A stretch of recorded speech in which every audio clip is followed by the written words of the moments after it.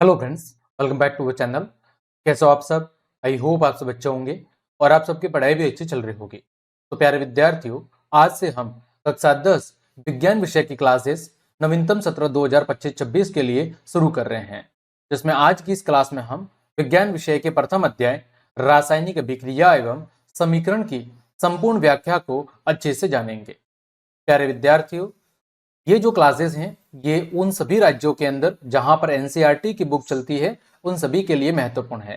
चाहे आप राजस्थान बोर्ड के विद्यार्थी हैं, सीबीएसई बोर्ड के, यूपी बोर्ड के, एमपी बोर्ड के, बिहार बोर्ड के, जिस भी स्टेट से आप देख रहे हैं, यदि आपके वहां पर एनसीईआरटी की बुक चलती है तो सभी के लिए क्लास जरूरी है।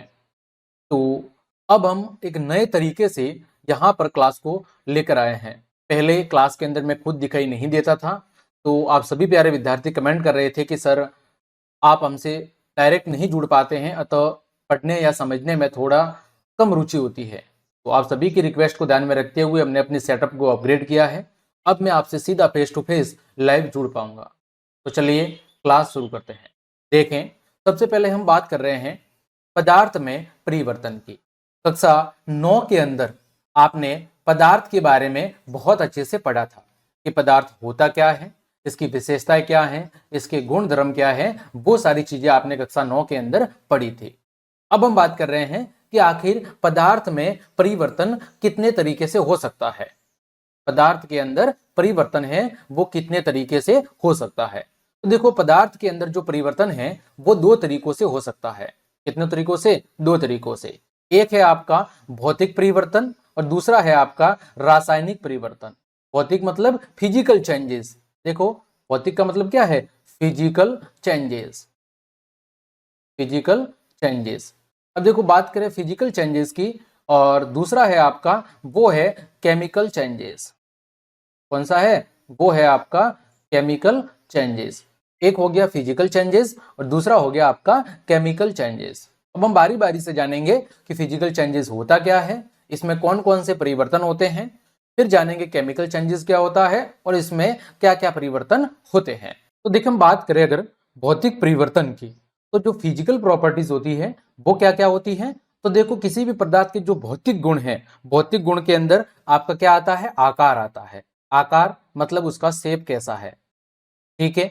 फिर क्या आता है? फिर उसका साइज आता है, ठीक है।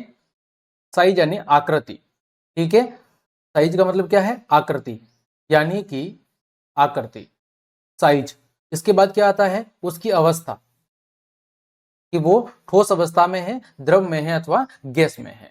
तो भौतिक परिवर्तन के अंदर मुख्य रूप से तीन परिवर्तन देखने को मिलते हैं: आकार, आकृति और अवस्था। जैसे अगर मैं एक छोटे से उदाहरण से समझाऊं कि मेरे पास ये एक कागज है। क्या है? मेरे पास ये एक कागज है। ये देखो, अभी आपको किस रूप में दिख रहा होगा? अभी जनरली आपको एक आयताकार रूप के अंदर दिख रहा है। इसकी लंबाई ज्यादा है और चौड़ाई कम है।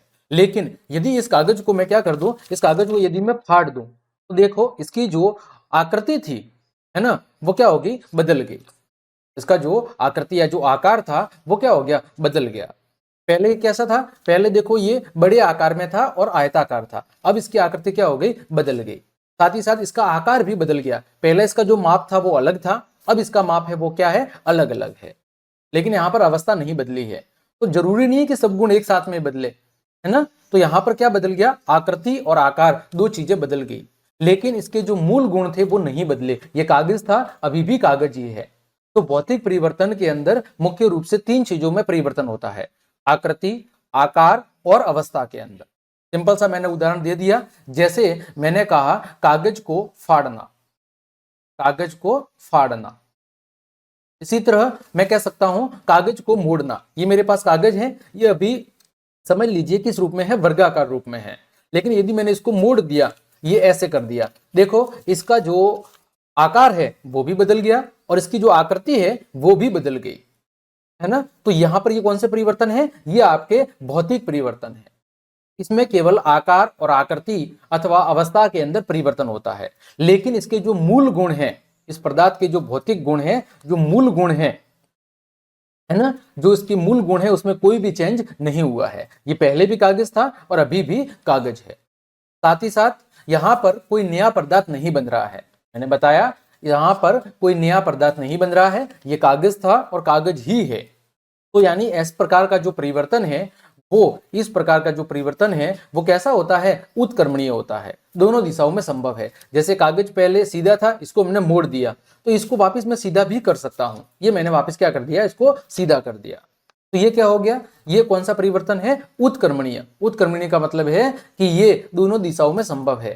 पहले ऐसे था, हमने फिर इसको ऐसे मोड़ दिया, अब मैं चाहूं तो इसको वापस अपनी पुरानी अवस्था के अंदर ला सकता हूं। तो ये परिवर्तन है आपका भौतिक परिवर्तन। कौन सा परिवर्तन है, भौतिक परिवर्तन। दूसरा आपका परिवर्तन है वो है आपका रासायनिक परिवर्तन। कौन सा परिवर्तन, रासायनिक। सिंपल सी बात है, जैसे ये जो कागज है इसको मैंने क्या कर दिया, इसको मैंने जला दिया, कागज का जलना, तो मैंने क्या कर दिया, इसको मैंने जला दिया। तो जब मैं कागज को जला दूंगा तो यहां से क्या बनेगी, यहां से राख बनेगी। क्या बनेगी, यहां से राख बनेगी। क्या कागज और राख एक जैसी चीज है, नहीं है। कागज के गुण धर्म अलग है, राख के गुण धर्म या उसकी जो विशेषता है वो अलग है। तो यहां पर क्या हो गया, रासायनिक परिवर्तन के अंदर एक नया पदार्थ बन गया। तो यहां से हमने दूसरा पॉइंट क्या जाना कि भौतिक परिवर्तन के अंदर कोई भी नया पदार्थ नहीं बनता है, कोई भी नया पदार्थ नहीं बनता है। लेकिन रासायनिक परिवर्तन में क्या होता है, रासायनिक परिवर्तन में क्या बनता है, एक नया पदार्थ बनता है। रासायनिक परिवर्तन के अंदर एक नया पदार्थ बनता है। फिर हमने क्या देखा कि जो भौतिक परिवर्तन है वो कैसा है, उत्क्रमणीय है। कैसा है, उत्क्रमणीय। यानी जैसे आपने ए से यदि बी बना दिया तो आप इस बी को आप ए बना सकते हो। जब आपने ए को बी बना दिया तो बी को वापस आप ए बना सकते हो। जैसे उदाहरण की बात करो, आपने देखा होगा आप पानी को ठंडा करोगे तो क्या बन जाएगा, बर्फ बन जाएगा। पानी को ठंडा करेंगे तो क्या बनेगा, बर्फ बनेगा। लेकिन बर्फ को मैं वापस थोड़ा सा तापमान दूंगा या गर्म करूंगा तो वापस क्या बनेगा, पानी बन जाएगा। यानी यहां पर कौन सा परिवर्तन है, भौतिक परिवर्तन है, जिसमें केवल पदार्थ की अवस्था परिवर्तित हो रही है। इसी तरह पानी को मैं ज्यादा गर्म करूंगा तो ये क्या बन जाएगा, भाप, और भाप को मैं वापस ठंडा करूंगा तो क्या बन जाएगा, पानी। तो यहां पर पदार्थ की अवस्था परिवर्तित हो रही है। तो यहां पर हमने मुख्य रूप से क्या जाना कि भौतिक परिवर्तन और रासायनिक परिवर्तन क्या होता है। चलिए बारी बारी से हम इसको एक बार विस्तार से डिस्कस कर लेते हैं। सबसे पहले बात कर लेते हैं भौतिक परिवर्तन की। देखिए पहला बिंदु है कि भौतिक परिवर्तन के अंदर, भौतिक परिवर्तन के अंदर पदार्थ के आकार, उसके आमाप, आमाप मतलब साइज, रंग और अवस्था जैसे जो गुण हैं वो क्या कहलाते हैं, वो उसके भौतिक गुण कहलाते हैं। पदार्थ के जो फिजिकल गुण हैं, जो फिजिकल प्रॉपर्टीज है वो क्या होती है, आकार, आकार मतलब आपका शेप कि वो किस आकार में है। फिर आमाप यानी साइज, उसकी साइज क्या है। फिर रंग, रंग यानी कलर। और फिर उसकी अवस्था कि वो किस अवस्था में है, क्या वो ठोस में है, द्रव में है अथवा गैस में है। अवस्था मतलब स्टेट। ठीक, तो ये जो गुण है वो उसके भौतिक गुण कहलाते हैं। तो वह परिवर्तन जिसमें किसी पदार्थ के भौतिक गुणों में परिवर्तन हो जाता है भौतिक परिवर्तन कहलाता है।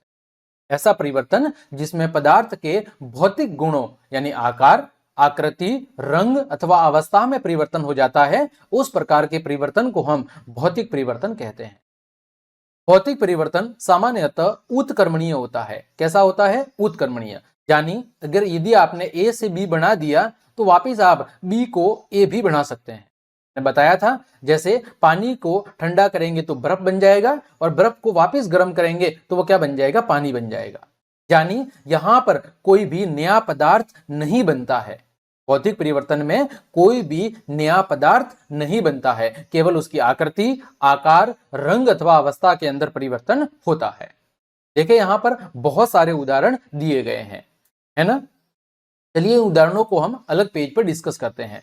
अब देखिए वो उदाहरण कौन कौन से हैं जो आपके किससे संबंधित हैं, भौतिक परिवर्तन से संबंधित है।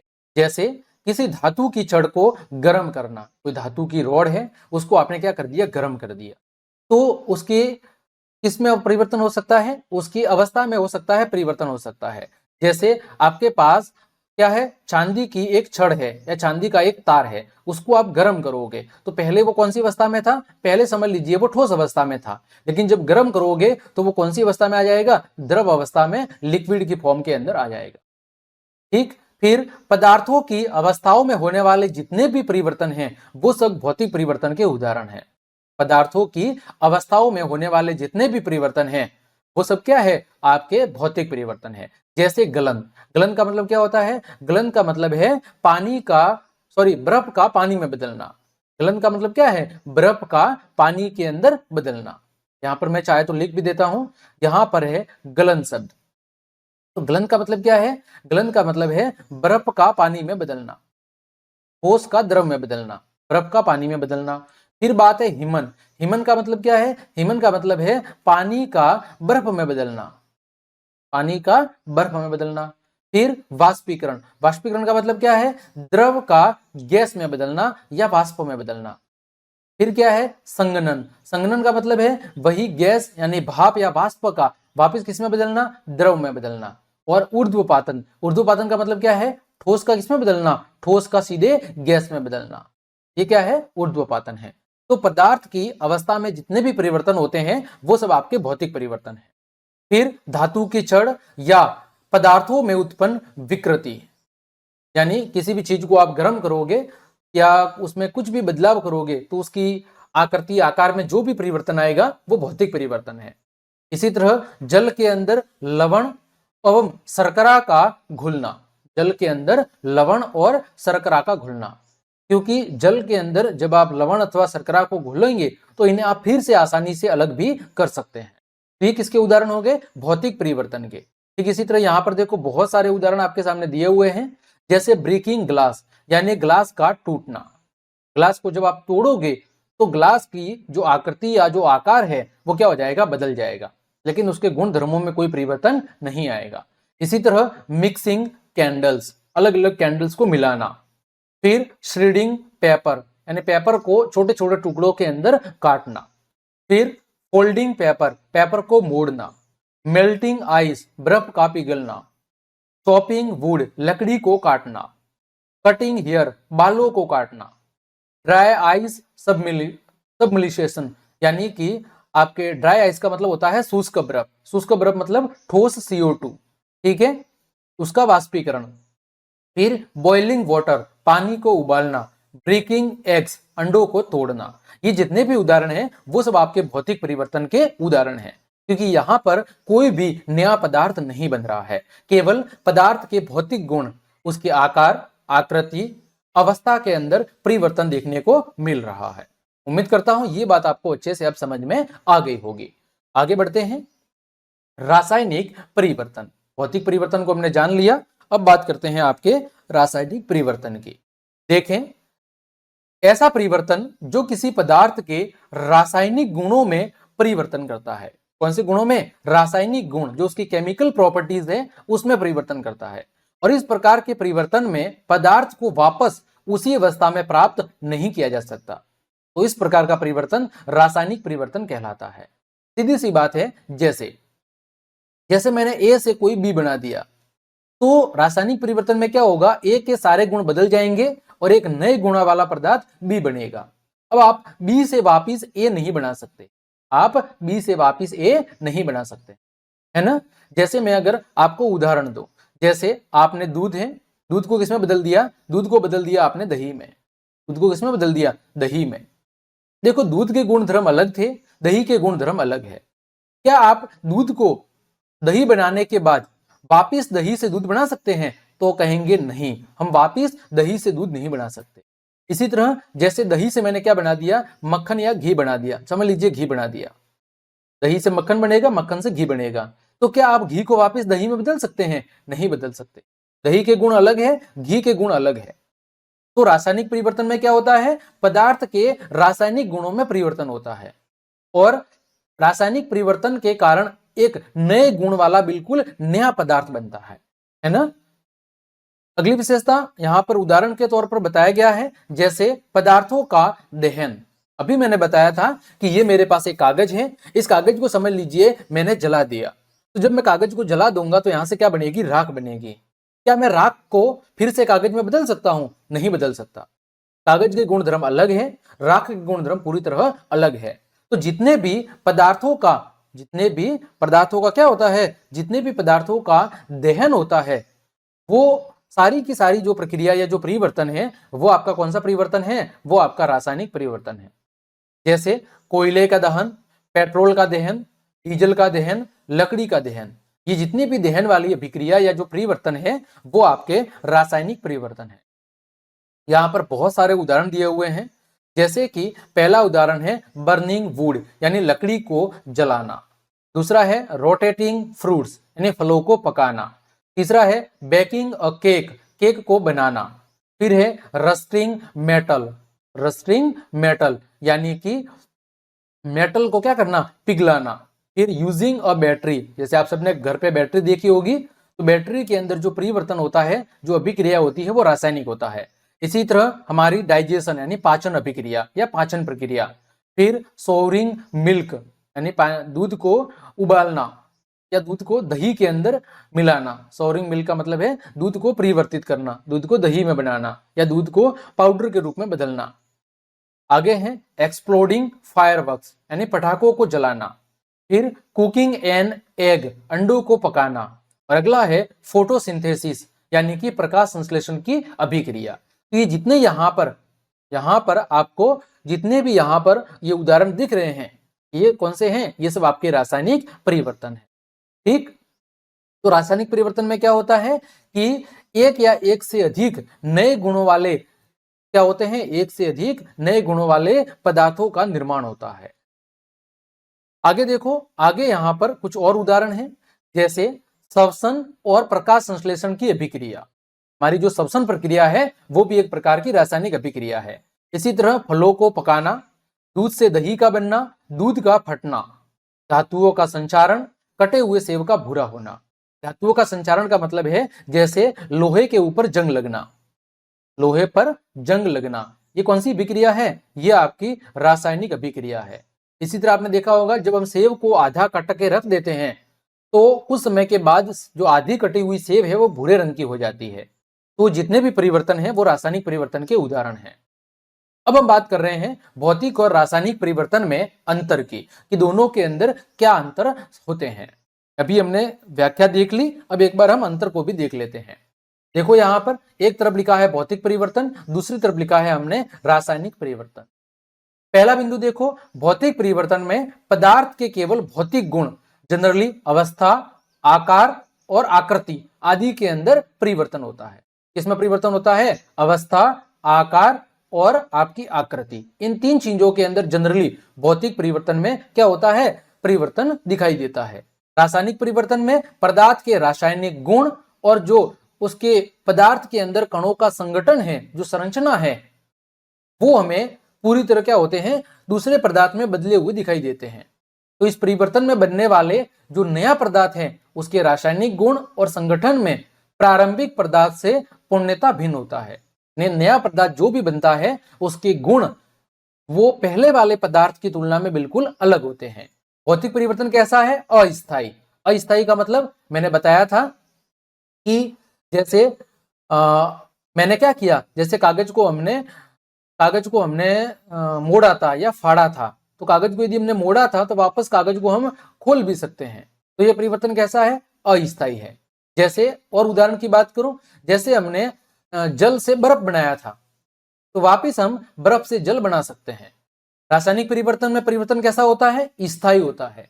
मैंने बताया था अभी कि कागज को जलाने पर राख बनेगी, तो एक बार यदि राख बन गई तो राख से दोबारा मैं कागज नहीं बना सकता, तो वो क्या हो गया, स्थायी परिवर्तन हो गया।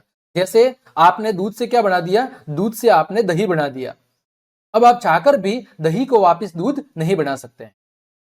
अगली विशेषता है कि भौतिक परिवर्तन में नए पदार्थ का निर्माण नहीं होता है, वही रासायनिक परिवर्तन में इसमें नए पदार्थ का निर्माण होता है। भौतिक परिवर्तन में पुनः प्रारंभिक पदार्थ प्राप्त हो सकता है। भौतिक परिवर्तन के अंदर पुनः जो आपका प्रारंभिक पदार्थ था, जैसे जल को हमने बर्फ बनाया था तो बर्फ को वापस हम जल भी बना सकते हैं, लेकिन रासायनिक परिवर्तन में हम पुनः प्रारंभिक पदार्थ प्राप्त नहीं कर सकते हैं। यदि हमने दूध को दही में बदल दिया तो वापस हम दही से दूध नहीं बना सकते। उदाहरण की बात करें, जल का वाष्पीकरण, फलों से सलाद बनाना, ये किसके उदाहरण है, भौतिक परिवर्तन के। बात करें रासायनिक की, लोहे पर जंग लगना, ठीक है, लोहे पर जंग लगना और दूध से दही बनना, ये आपके रासायनिक परिवर्तन के उदाहरण हो गए। उम्मीद करता हूं पहला टॉपिक भौतिक और रासायनिक परिवर्तन आपको अच्छे समझ में आ गया होगा। चलिए आगे बढ़ते हैं। आगे हम बात कर रहे हैं रासायनिक अभिक्रिया की। यहां से हमारा जो मेन चैप्टर है वो अब शुरू हो रहा है ना। अब हम बात करेंगे रासायनिक अभिक्रिया की कि केमिकल जो रिएक्शन है वो होती क्या है। देखो, रासायनिक अभिक्रिया दो या दो से अधिक पदार्थ मिलकर एक या एक से अधिक नए गुणधर्म वाले पदार्थों का निर्माण करते हैं। रासायनिक अभिक्रिया में क्या होता है, दो या दो से अधिक पदार्थ मिलकर एक या एक से अधिक नए गुणधर्म वाले पदार्थों का निर्माण करते हैं। सिंपल सी बात है, आप सुबह उठते ही चाय पीते हैं। क्या पीते हैं? चाय। चाय बनती किससे है? चाय बनती है दूध। दूध के अंदर हो सकता है पानी मिलाते हैं, फिर चीनी मिलाते हैं, इसके अलावा चाय पत्ती मिलाते हैं, इसके अलावा इलायची मिलाते हैं, इसके अलावा और क्या मिलाते हैं? अदरक मिलाते हैं। जनरली ये चीजें चाय के अंदर मिलाते हैं। तो जब हम इन सभी चीजों को मिलाते हैं तो हमें एक नया पदार्थ बनता है। और नया पदार्थ क्या मिलता है? नया पदार्थ हमें चाय मिलती है। तो यहां पर क्या हो रहा है, दो या दो से अधिक पदार्थ या चीजें मिलकर एक नए गुण वाली चीज चाय का निर्माण कर रहे हैं। तो रासायनिक अभिक्रिया में यही होता है। आप सीधा सा उदाहरण याद रखते हैं, चाय का उदाहरण, कि जब हम चाय बनाते हैं तो बहुत सारी चीजें मिलाते हैं और उन सभी के मिलने से लास्ट में एक चीज बनती है, वो बनती है चाय। तो दो या दो से अधिक पदार्थ मिलकर एक या एक से अधिक नए गुणधर्म वाले पदार्थों का निर्माण करते हैं, उसे कहते हैं रासायनिक अभिक्रिया। बात करें उदाहरण की, जैसे यहां पर ऊपर आपको एक चित्र दिख रहा है। इस चित्र में हमने क्या बताया है? इस चित्र के अंदर हमने देखो बताया है कि हाइड्रोजन और ऑक्सीजन, हाइड्रोजन और ऑक्सीजन के मिलने से एक नया गुण वाला पदार्थ बन रहा है, पानी। तो यानी यहां पर देखो, हाइड्रोजन गैस है, ऑक्सीजन भी गैस है, दोनों अलग अलग गैस है। दोनों के मिलने से एक नए गुणों वाला पदार्थ क्या बन रहा है? जल बन रहा है। और जल कैसा है? जल आपका द्रव अवस्था में है। तो देखो, जल के जो गुणधर्म है वो हाइड्रोजन से भी अलग है और ऑक्सीजन से भी अलग है। तो रासायनिक अभिक्रिया में दो या दो से अधिक पदार्थ मिलकर एक नए गुणधर्म वाले पदार्थ का क्या करते हैं? निर्माण करते हैं। वही हमने देखा। दूसरा उदाहरण है कागज का जलकर राख होना। अभी हमने बताया था कि जब हम कागज को जलाते हैं तो क्या बनती है? राख बनती है। और राख के जो गुणधर्म हैं वो कागज की तुलना में बिल्कुल अलग होते हैं, उनका कागज से कोई लेन देना नहीं होता है। आगे बढ़े, और किसी भी रासायनिक अभिक्रिया को भौतिक विधियों से उलट नहीं किया जा सकता। मतलब जैसे कागज को जलाकर हमने क्या बना दी? राख बना दी। अब ऐसा कोई भी भौतिक परिवर्तन नहीं है कि हम राख को वापस किसमें बदल दे? कागज के अंदर बदल दे, है ना। ऐसा कोई भी भौतिक विधि नहीं है, फिजिकल ऐसी कोई चीज नहीं है जिसकी मदद से मैं राख को वापस कागज बना दूं। यह आपको हमेशा याद रखना है। आगे बढ़ते हैं। आगे बात करते हैं रासायनिक अभिक्रिया में प्रेक्षण की, कि जब एक रासायनिक अभिक्रिया होती है उस दौरान पदार्थों में कौन कौन से परिवर्तन होते हैं। जब एक रासायनिक अभिक्रिया होती है तो पदार्थों के अंदर कौन कौन से परिवर्तन देखने को मिलते हैं। जैसे यहां पर पहला है वो है अवस्था में परिवर्तन। इसमें परिवर्तन? अवस्था के अंदर परिवर्तन। मतलब जैसे अभिक्रिया से पहले कोई पदार्थ ठोस अवस्था में था तो हो सकता है अभिक्रिया के बाद उसकी जो अवस्था है वो या तो द्रव हो जाए या फिर गैस हो जाए। तो पदार्थ की अवस्था में परिवर्तन हो सकता है। अभी मैं आगे उदाहरण भी आपको बताऊंगा। फिर दूसरा परिवर्तन है वो है रंग में परिवर्तन। ये चीज भौतिक परिवर्तन में भी हो सकती है और रासायनिक में भी। रंग में जो परिवर्तन है वो दोनों के अंदर हो सकता है। फिर तापमान में परिवर्तन, और चौथा है गैस का उत्सर्जन। ये चार चीजें हमें रासायनिक अभिक्रिया में देखने को मिल सकती है। या तो उसकी अवस्था में परिवर्तन होगा, या उसके रंग में परिवर्तन होगा, तापमान में परिवर्तन होगा, या फिर अभिक्रिया के दौरान गैस का उत्सर्जन होगा, गैस बाहर निकलेगी। जैसे यहाँ पर उदाहरण दिया हुआ है, जैसे यहाँ पर मैं कागज को जला रहा हूं। क्या कर रहा हूं? कागज को जला रहा हूं। जब मैं कागज को जला रहा हूं तो देखो इसके रंग में भी परिवर्तन हो गया। इसके अलावा यहां पर देखो हम गर्म कर रहे हैं तो तापमान में भी परिवर्तन हो रहा है, और कागज को जलाने पर क्या निकल रही है? गैस भी निकल रही है। इसके अलावा यहां पर ऊष्मा अथवा प्रकाश का उत्पादन भी हो रहा है। तो ये सारी चीजें यहां पर हमें परिवर्तन के रूप में दिखाई दे रही है। देखें, बारी बारी से हम जानते हैं। सबसे पहले बात करते हैं अवस्था में परिवर्तन की। तो रासायनिक अभिक्रिया में अवस्थाओं का परिवर्तन होता है। अवस्था, पदार्थ की अवस्था जो हमने कक्षा 9 में पढ़ी थी, मूल 3 अवस्था होती है, ठोस, द्रव और गैस। इसके अलावा भी 2 अवस्था होती है, एक प्लाज्मा और एक होती है बोस-आइंस्टाइन कंडेंसेट। तो रासायनिक अभिक्रिया के दौरान पदार्थों की अवस्थाओं के अंदर परिवर्तन होता है। जैसे मैग्नीशियम रिबन अथवा फीते को ऑक्सीजन की उपस्थिति में जलाने पर मैग्नीशियम चूर्ण का निर्माण होता है। तो यहां पर देखो, मैग्नीशियम एक धातु है, ऑक्सीजन क्या है, एक गैस है। जब दोनों के बीच में अभिक्रिया होती है तो एक नया पदार्थ बनता है, वो है आपका मैग्नीशियम ऑक्साइड। तो यहां पर देखो, पदार्थ की अवस्था में परिवर्तन हो गया। मैग्नीशियम ठोस होता है, ऑक्सीजन गैस होती है। इन दोनों के बीच में जब अभिक्रिया हुई तो एक नया पदार्थ बना मैग्नीशियम ऑक्साइड, और ये कैसा होता है, ये ठोस होता है। ठीक, तो पहला परिवर्तन है अवस्था में परिवर्तन। दूसरा है रंग में परिवर्तन। इसमें परिवर्तन रंग में, तो रासायनिक अभिक्रिया में रंग का परिवर्तन भी होता है। जैसे कॉपर सल्फेट, कॉपर सल्फेट मतलब CuSO4 का विलयन का रंग कैसा होता है, नीला होता है, ब्लू होता है। विलयन का रंग कैसा होता है, नीला। परंतु उसके अंदर में यदि लोहे की कील डाल दूं तो कॉपर सल्फेट का जो विलयन का रंग है वो कैसा हो जाएगा, भूरा हो जाएगा। अतः ये जो अभिक्रिया है ये किसको बता रही है, रंग के परिवर्तन को बता रही है। जैसे यहां पर देखो, कॉपर सल्फेट की अभिक्रिया आयरन के साथ हो रही है, तो यहां पर क्या बन रहा है, आयरन सल्फेट बन रहा है और कॉपर अलग हो रहा है। वही चित्र में बताया गया है कि कॉपर सल्फेट का विलयन यानी CuSO4, इसका विलयन दिया हुआ है। इसका रंग पहले कैसा था, इसका रंग पहले नीला था। फिर हमने क्या कर दिया, इसमें लोहे की कील मिला दी, आयरन मिला दिया। तो अब जो नया विलयन बनेगा FeSO4, कौन सा विलयन बनेगा, FeSO4 का विलयन बनेगा। इसका रंग कैसा होगा, तो इसका रंग होगा, वो होगा भूरा। तो यहां पर हमने क्या जाना कि रासायनिक अभिक्रिया में पदार्थ के रंग में भी हमें परिवर्तन देखने को मिलता है। ठीक, आगे बढ़े हम। अगला है तापमान में परिवर्तन। इसमें परिवर्तन तापमान में, तो रासायनिक अभिक्रिया में ताप का परिवर्तन भी होता है। जैसे तनु सल्फ्यूरिक अम्ल में दानेदार जिंक को डालने पर पात्र गर्म हो जाता है। अतः अभिक्रिया में तापमान का क्या हुआ, परिवर्तन हुआ। उदाहरण के लिए जैसे यहां पर नीचे और दिया हुआ है, ये उदाहरण समझाया हुआ है कि जब हम सल्फ्यूरिक अम्ल के अंदर दानेदार जिंक को डालते हैं तो पात्र क्या हो जाता है, गर्म। गर्म होने का मतलब है उसके ताप में परिवर्तन हुआ है। इसी तरह और क्या परिवर्तन होता है, गैस का उत्सर्जन। इसका उत्सर्जन, गैस का उत्सर्जन। तो रासायनिक अभिक्रिया में गैस क्या होती है, गैस का उत्सर्जन होता है, यानी गैस बाहर निकलती है।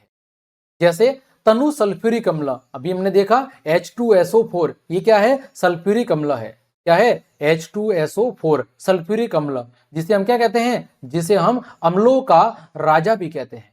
क्या कहते हैं, जिसे हम अम्लों का राजा भी कहते हैं। उसके अंदर में यदि दानेदार जिंक को डाल दूं, किसको डाल दूं, जिंक को, तो कौन सी गैस बाहर निकलेगी, यहां पर हाइड्रोजन गैस बाहर निकलेगी। और क्या होगा, आपकी जो परख नली है या जो पात्र है वो गर्म हो जाएगा। इसका मतलब यहां पर 2 चीजें हो रही है, एक तो तापमान में परिवर्तन हो रहा है, साथ ही साथ यहां पर हाइड्रोजन गैस बाहर निकल रही है, तो गैस का उत्सर्जन भी हो रहा है। ये चित्र वेरी इंपॉर्टेंट है, परीक्षा में कई बार पूछा भी गया है। देखो यहां पर तनु सल्फ्यूरिक अम्ल H2SO4, इसके अंदर हमने क्या मिला दिया, इसके अंदर हमने जिंक मिला दिया। तो होगा क्या, इस कांच की नली से होकर कौन सी गैस बाहर निकलेगी, हाइड्रोजन गैस बाहर निकलेगी। साथ ही साथ ये जो आपका फ्लास्क या जो पात्र है वो क्या होगा, वो गर्म भी होगा। तो यहां से हमें 2 चीजें देखने को मिल रही है कि एक तो तापमान में परिवर्तन हो रहा है और दूसरा साथ ही साथ क्या हो रही है, यहां पर गैस, हाइड्रोजन गैस बाहर निकल रही है। आगे बढ़ते हैं हम। दैनिक जीवन में होने वाली रासायनिक अभिक्रियाएं।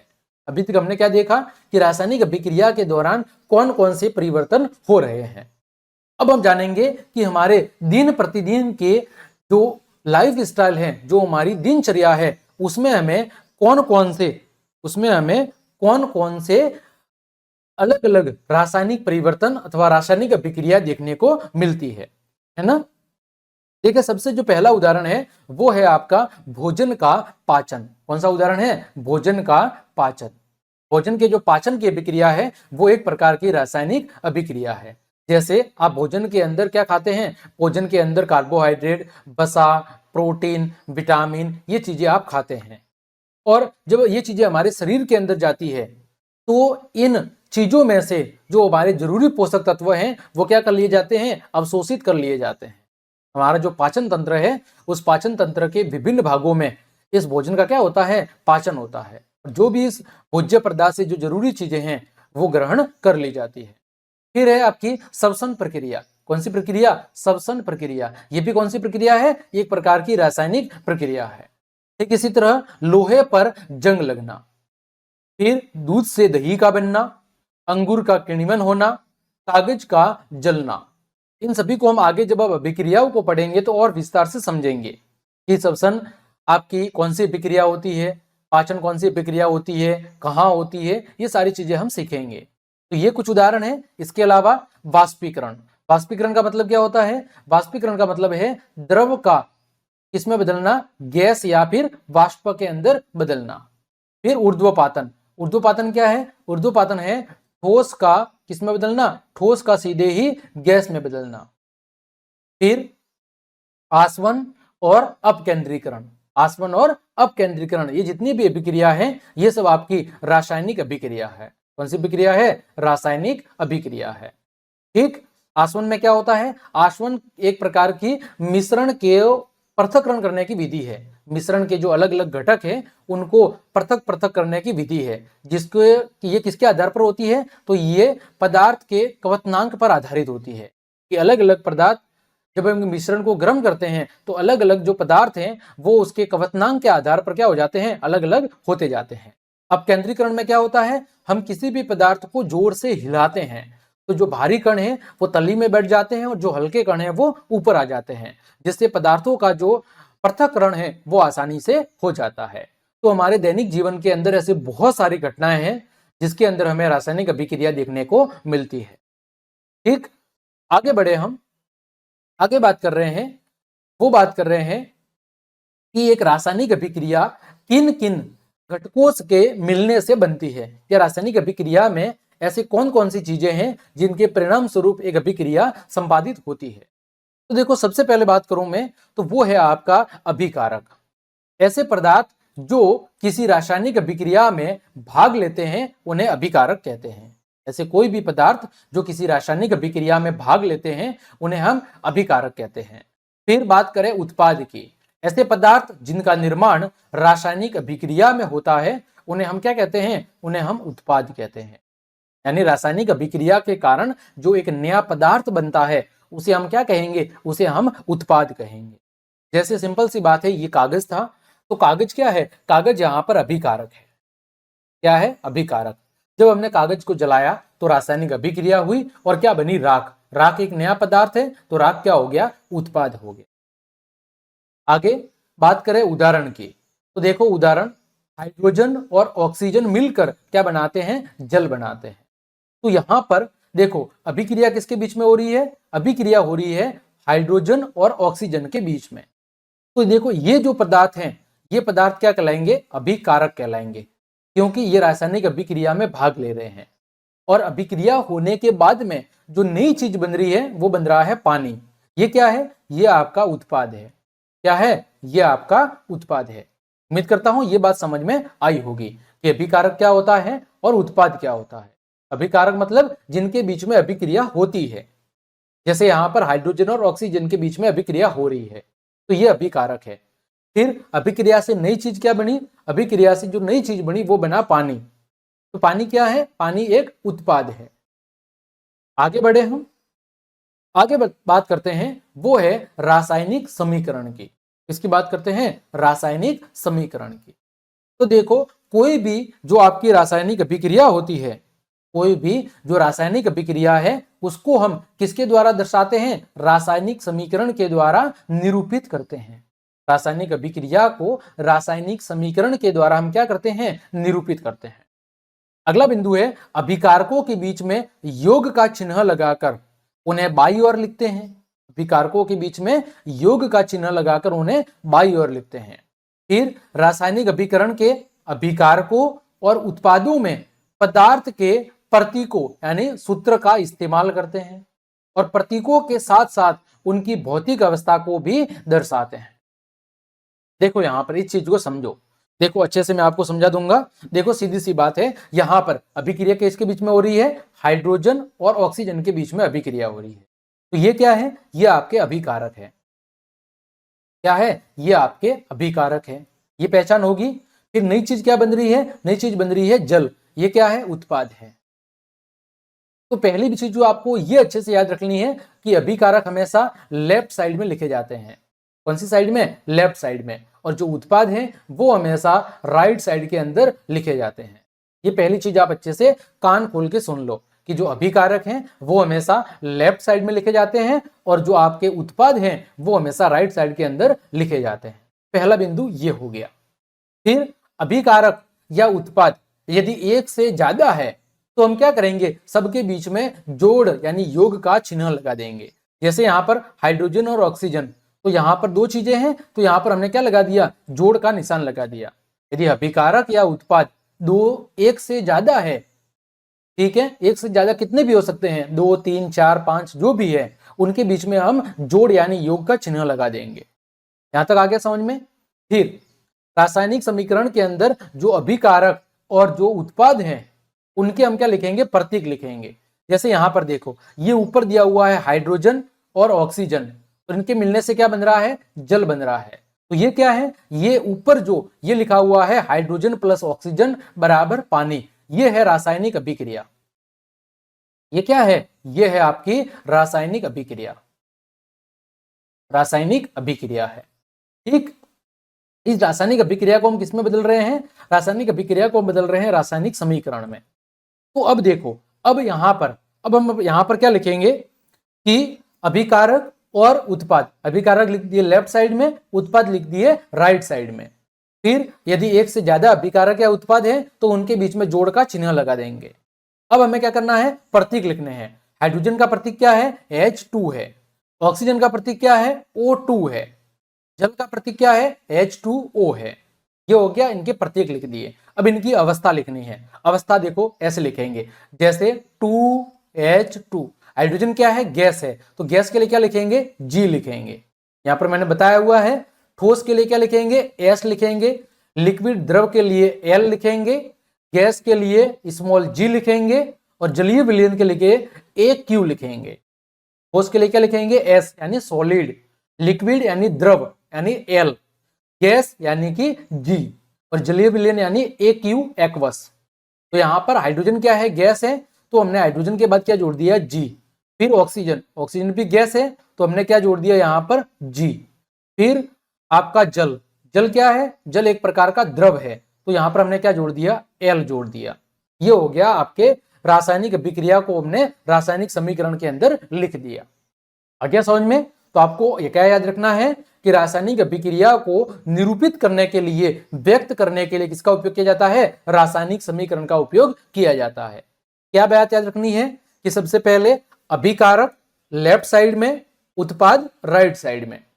दूसरा, यदि एक से ज्यादा अभिकारक या उत्पाद है तो उनके बीच में जोड़ का निशान लगाना है।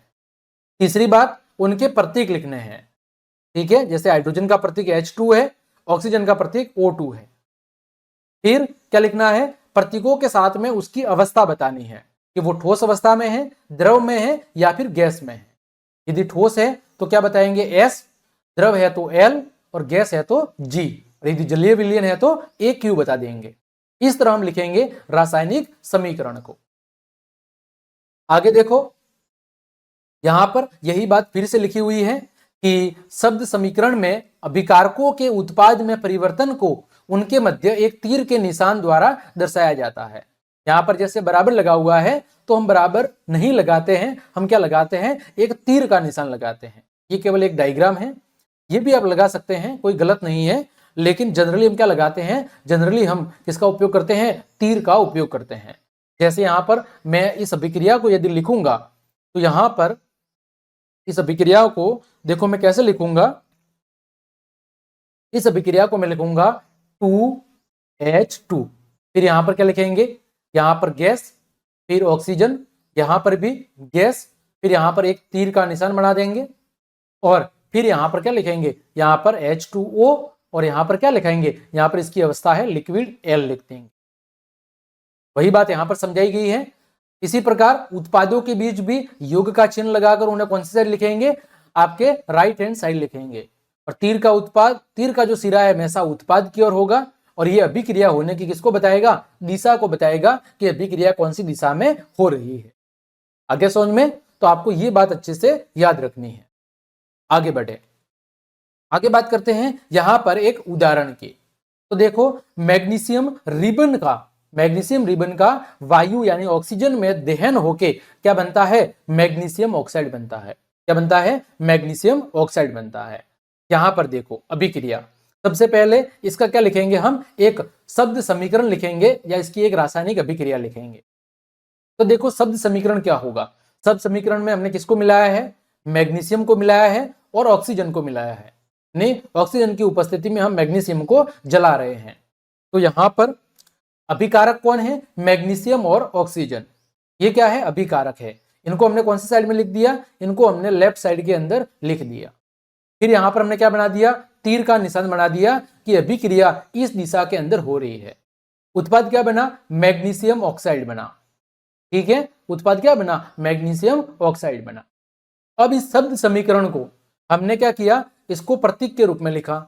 मैग्नीशियम का प्रतीक क्या है, Mg है, ऑक्सीजन का O2 है, मैग्नीशियम ऑक्साइड का MgO है समझ में यहां तक। फिर हमें क्या करना था, इनकी अवस्था लिखनी थी। तो देखो मैग्नीशियम ठोस अवस्था में है तो हमने S लगा दिया सॉलिड। ऑक्सीजन कौन सी अवस्था में है, गैसीय अवस्था में, तो यहां पर हमने लिख दिया G। फिर इनके मिलने से क्या बना, मैग्नीशियम ऑक्साइड, ये कैसा होता है, ठोस, तो हमने क्या लगा दिया, हमने S लगा दिया।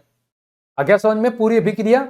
सबसे पहले हम क्या करेंगे, सबसे पहले हम उसका अभिक्रिया का शब्द समीकरण लिखेंगे। शब्द समीकरण लिख लिया जिसमें हमने अभिकारकों को लेफ्ट साइड के अंदर और उत्पाद को हमने राइट साइड के अंदर लिख दिया। यदि अभिकारक एक से ज्यादा है तो उनके बीच में जोड़ का निशान लगा देंगे। पहला काम ये करना है। फिर हमने अभिक्रिया के अंदर अभिकारक से उत्पाद की तरफ एक तीर का निशान बना दिया कि अभिक्रिया है वो इस दिशा में हो रही है, ये अभिकारक है और ये उत्पाद है। ठीक, फिर हमने क्या किया, इनके प्रतीक लिख दिए। मैग्नीशियम का प्रतीक Mg है, ऑक्सीजन का प्रतीक O2 है और मैग्नीशियम ऑक्साइड का प्रतीक क्या है, MgO है। और अंत में हमने क्या कर दिया, इनकी अवस्था को बता दिया। क्या बता दिया, इनकी अवस्था को बता दिया कि कौन से पदार्थ की कौन सी अवस्था है, दोनों साइड में, अभिकारक की साइड में भी और उत्पाद की साइड में। ये हो गया आपका एक कंप्लीट रासायनिक समीकरण। आगे समझ में, आगे बढ़ते हैं। आगे रासायनिक परिवर्तन को प्रदर्शित करना, यहां पर हमने एक और उदाहरण बताया है, रासायनिक परिवर्तन को प्रदर्शित करना। तो देखो यहां पर सबसे पहले यहां पर हमने लिखा है शब्द समीकरण। क्या लिखा है, शब्द समीकरण लिखा है। तो देखो अभिक्रिया किसकी हो रही है, जिंक और सल्फ्यूरिक अम्ल की अभिक्रिया हो रही है। किसकी अभिक्रिया हो रही है, जिंक और सल्फ्यूरिक अम्ल की। तो इन दोनों को हमने कौन सी साइड में लिखा, लेफ्ट हैंड साइड में, क्योंकि ये क्या है, ये अभिकारक है, ये अभिक्रिया में भाग ले रहे हैं। फिर हमने बता दिया आपका तीर का निशान कि अभिक्रिया इस दिशा में हो रही है। तो अभिक्रिया से नई चीज क्या बनी, जिंक सल्फेट और हाइड्रोजन, ये नई चीज बन गई। ये उत्पाद है तो उत्पाद को हमने कौन सी साइड में लिखा, राइट हैंड साइड के अंदर। फिर इसको हमने किसमें बदला, शब्द समीकरण को हमने बदला रासायनिक समीकरण में। तो रासायनिक समीकरण में हम क्या करेंगे, इनके प्रतीक लिखेंगे। क्या लिखेंगे, इनके प्रतीक लिखेंगे। तो देखो यहां पर जिंक का प्रतीक क्या है, Zn है। सल्फ्यूरिक अम्ल का क्या है, H2SO4 है। फिर अभिक्रिया से क्या बना, जिंक सल्फेट ZnSO4 और क्या बना, आपकी हाइड्रोजन गैस बाहर निकल गई। अब आप चाहे तो यहां पर क्या कर सकते हैं, इनकी भौतिक अवस्था और लिख सकते हैं। कैसे लिखेंगे, देखो यहां पर जिंक कौन सी अवस्था में है, तो जो आपका जो जिंक है, जिंक होता है वो होता है ठोस अवस्था में, तो S लिख देंगे। फिर H2SO4 ये क्या है, एक प्रकार का जलीय विलयन है, तो लिख देंगे AQ, यहाँ तीर का निशान बता देंगे। फिर बनेगा ZnSO4, ये भी जलीय विलयन है तो AQ। फिर आपकी क्या निकल रही है, हाइड्रोजन गैस, तो यहाँ पर हाइड्रोजन गैस के लिए क्या लिख देंगे, आपका स्मॉल g लिख देंगे क्योंकि ये गैस है। तो ये हो गया आपका एक शब्द समीकरण का रासायनिक समीकरण के अंदर परिवर्तन। उम्मीद करता हूं ये बात आपको अब अच्छे से समझ में आ गई होगी। हमने लगभग 3 से 4 उदाहरणों के जरिए इस चीज को समझ लिया है। ये परीक्षा के अंदर भी पूछा जाता है, आपके सामने एक रासायनिक अभिक्रिया दी होगी और उसको आपको रासायनिक समीकरण के अंदर बदलना है। यानी आपके सामने शब्द समीकरण दिया होगा और उस शब्द समीकरण को आपको रासायनिक समीकरण के अंदर बदलकर लिखना होता है। चलिए आगे बढ़ते हैं। अब अगला जो टॉपिक है वो है रासायनिक समीकरण को संतुलित करना, बैलेंस करना। कि एक रासायनिक समीकरण को हम संतुलित क्यों करते हैं अथवा कैसे करते हैं। तो पहली बात तो यही है कि रासायनिक समीकरण को संतुलित करना क्यों जरूरी है, ये पहला प्रश्न है। तो देखो, रासायनिक समीकरण को संतुलित करना इसलिए जरूरी है क्योंकि कक्षा 9 में आपने पढ़ा था, कक्षा 9 में आपने एक नियम पढ़ा था, द्रव्यमान संरक्षण का नियम। का नियम पढ़ा था, द्रव्यमान संरक्षण का नियम आपने पढ़ा था। ये नियम क्या कहता है, ये नियम ये कहता है कि चाहे दुनिया में किसी भी प्रकार की रासायनिक अभिक्रिया हो या रासायनिक परिवर्तन हो, द्रव्यमान सदैव नियत रहता है। जो मास है वो सदैव और सदैव नियत रहता है। यानी अभिक्रिया के दौरान मास के अंदर कुछ भी परिवर्तन नहीं होता है। जितना द्रव्यमान अभिक्रिया से पहले था उतना का उतना द्रव्यमान अभिक्रिया के बाद में होगा। मतलब सीधी सी बात है, जैसे मेरे पास ये कागज है, समझ लीजिए ये कागज 1 किलो का है। कितने किलो का है, 1 किलो का। तो अब इसको यदि मैंने जला दिया तो जो राख भी बनेगी वो भी 1 किलो बनेगी। द्रव्यमान संरक्षण का नियम क्या कहता है कि अभिक्रिया से पहले जितना द्रव्यमान था उतना का उतना द्रव्यमान अभिक्रिया के बाद में भी रहेगा। जैसे इस कागज का वजन समझ लीजिए द्रव्यमान 1 किलोग्राम था, तो जलाने के बाद जो राख बनेगी उसका द्रव्यमान भी कितना होना चाहिए, उसका द्रव्यमान भी 1 किलोग्राम ही होना चाहिए। क्या समझ में, ये है द्रव्यमान संरक्षण का नियम। तो द्रव्यमान संरक्षण के नियम की पुष्टि करने हेतु या द्रव्यमान संरक्षण के नियम को संतुष्ट करने हेतु किसी भी रासायनिक समीकरण को संतुलित करना बहुत ज्यादा जरूरी होता है। क्योंकि जो रासायनिक समीकरण है वो जनरली 2 टाइप के होते हैं। कितने टाइप के होते हैं, 2 टाइप के होते हैं। कौन कौन से, एक संतुलित और दूसरा कंकाली समीकरण। एक कौन सा होता है, संतुलित रासायनिक समीकरण, और दूसरा होता है कंकाली रासायनिक समीकरण। संतुलित क्या होता है, संतुलित जो रासायनिक समीकरण है उसमें अभिकारक और उत्पाद दोनों के अंदर जो परमाणुओं की संख्या है वो समान होती है। संतुलित में क्या होता है, अभिकारक और उत्पाद दोनों के अंदर परमाणुओं की संख्या समान होती है। वही कंकाली समीकरण में क्या होता है, अभिकारक और उत्पाद में परमाणुओं की संख्या समान नहीं होती है। आ गया समझ में। रासायनिक समीकरण है वो 2 प्रकार के होते हैं, संतुलित रासायनिक समीकरण और कंकाली रासायनिक समीकरण। संतुलित समीकरण में क्या होगा, अभिकारक और उत्पाद दोनों के अंदर परमाणुओं की जो संख्या है वो समान होगी। कंकाली समीकरण में क्या होगा कि अभिकारक और उत्पाद के परमाणुओं की संख्या आपस में समान नहीं होगी, यानी वो बैलेंस नहीं होगा। इतनी सी बात आपको याद रखनी है। ठीक, बढ़ते हैं उदाहरण की तरफ।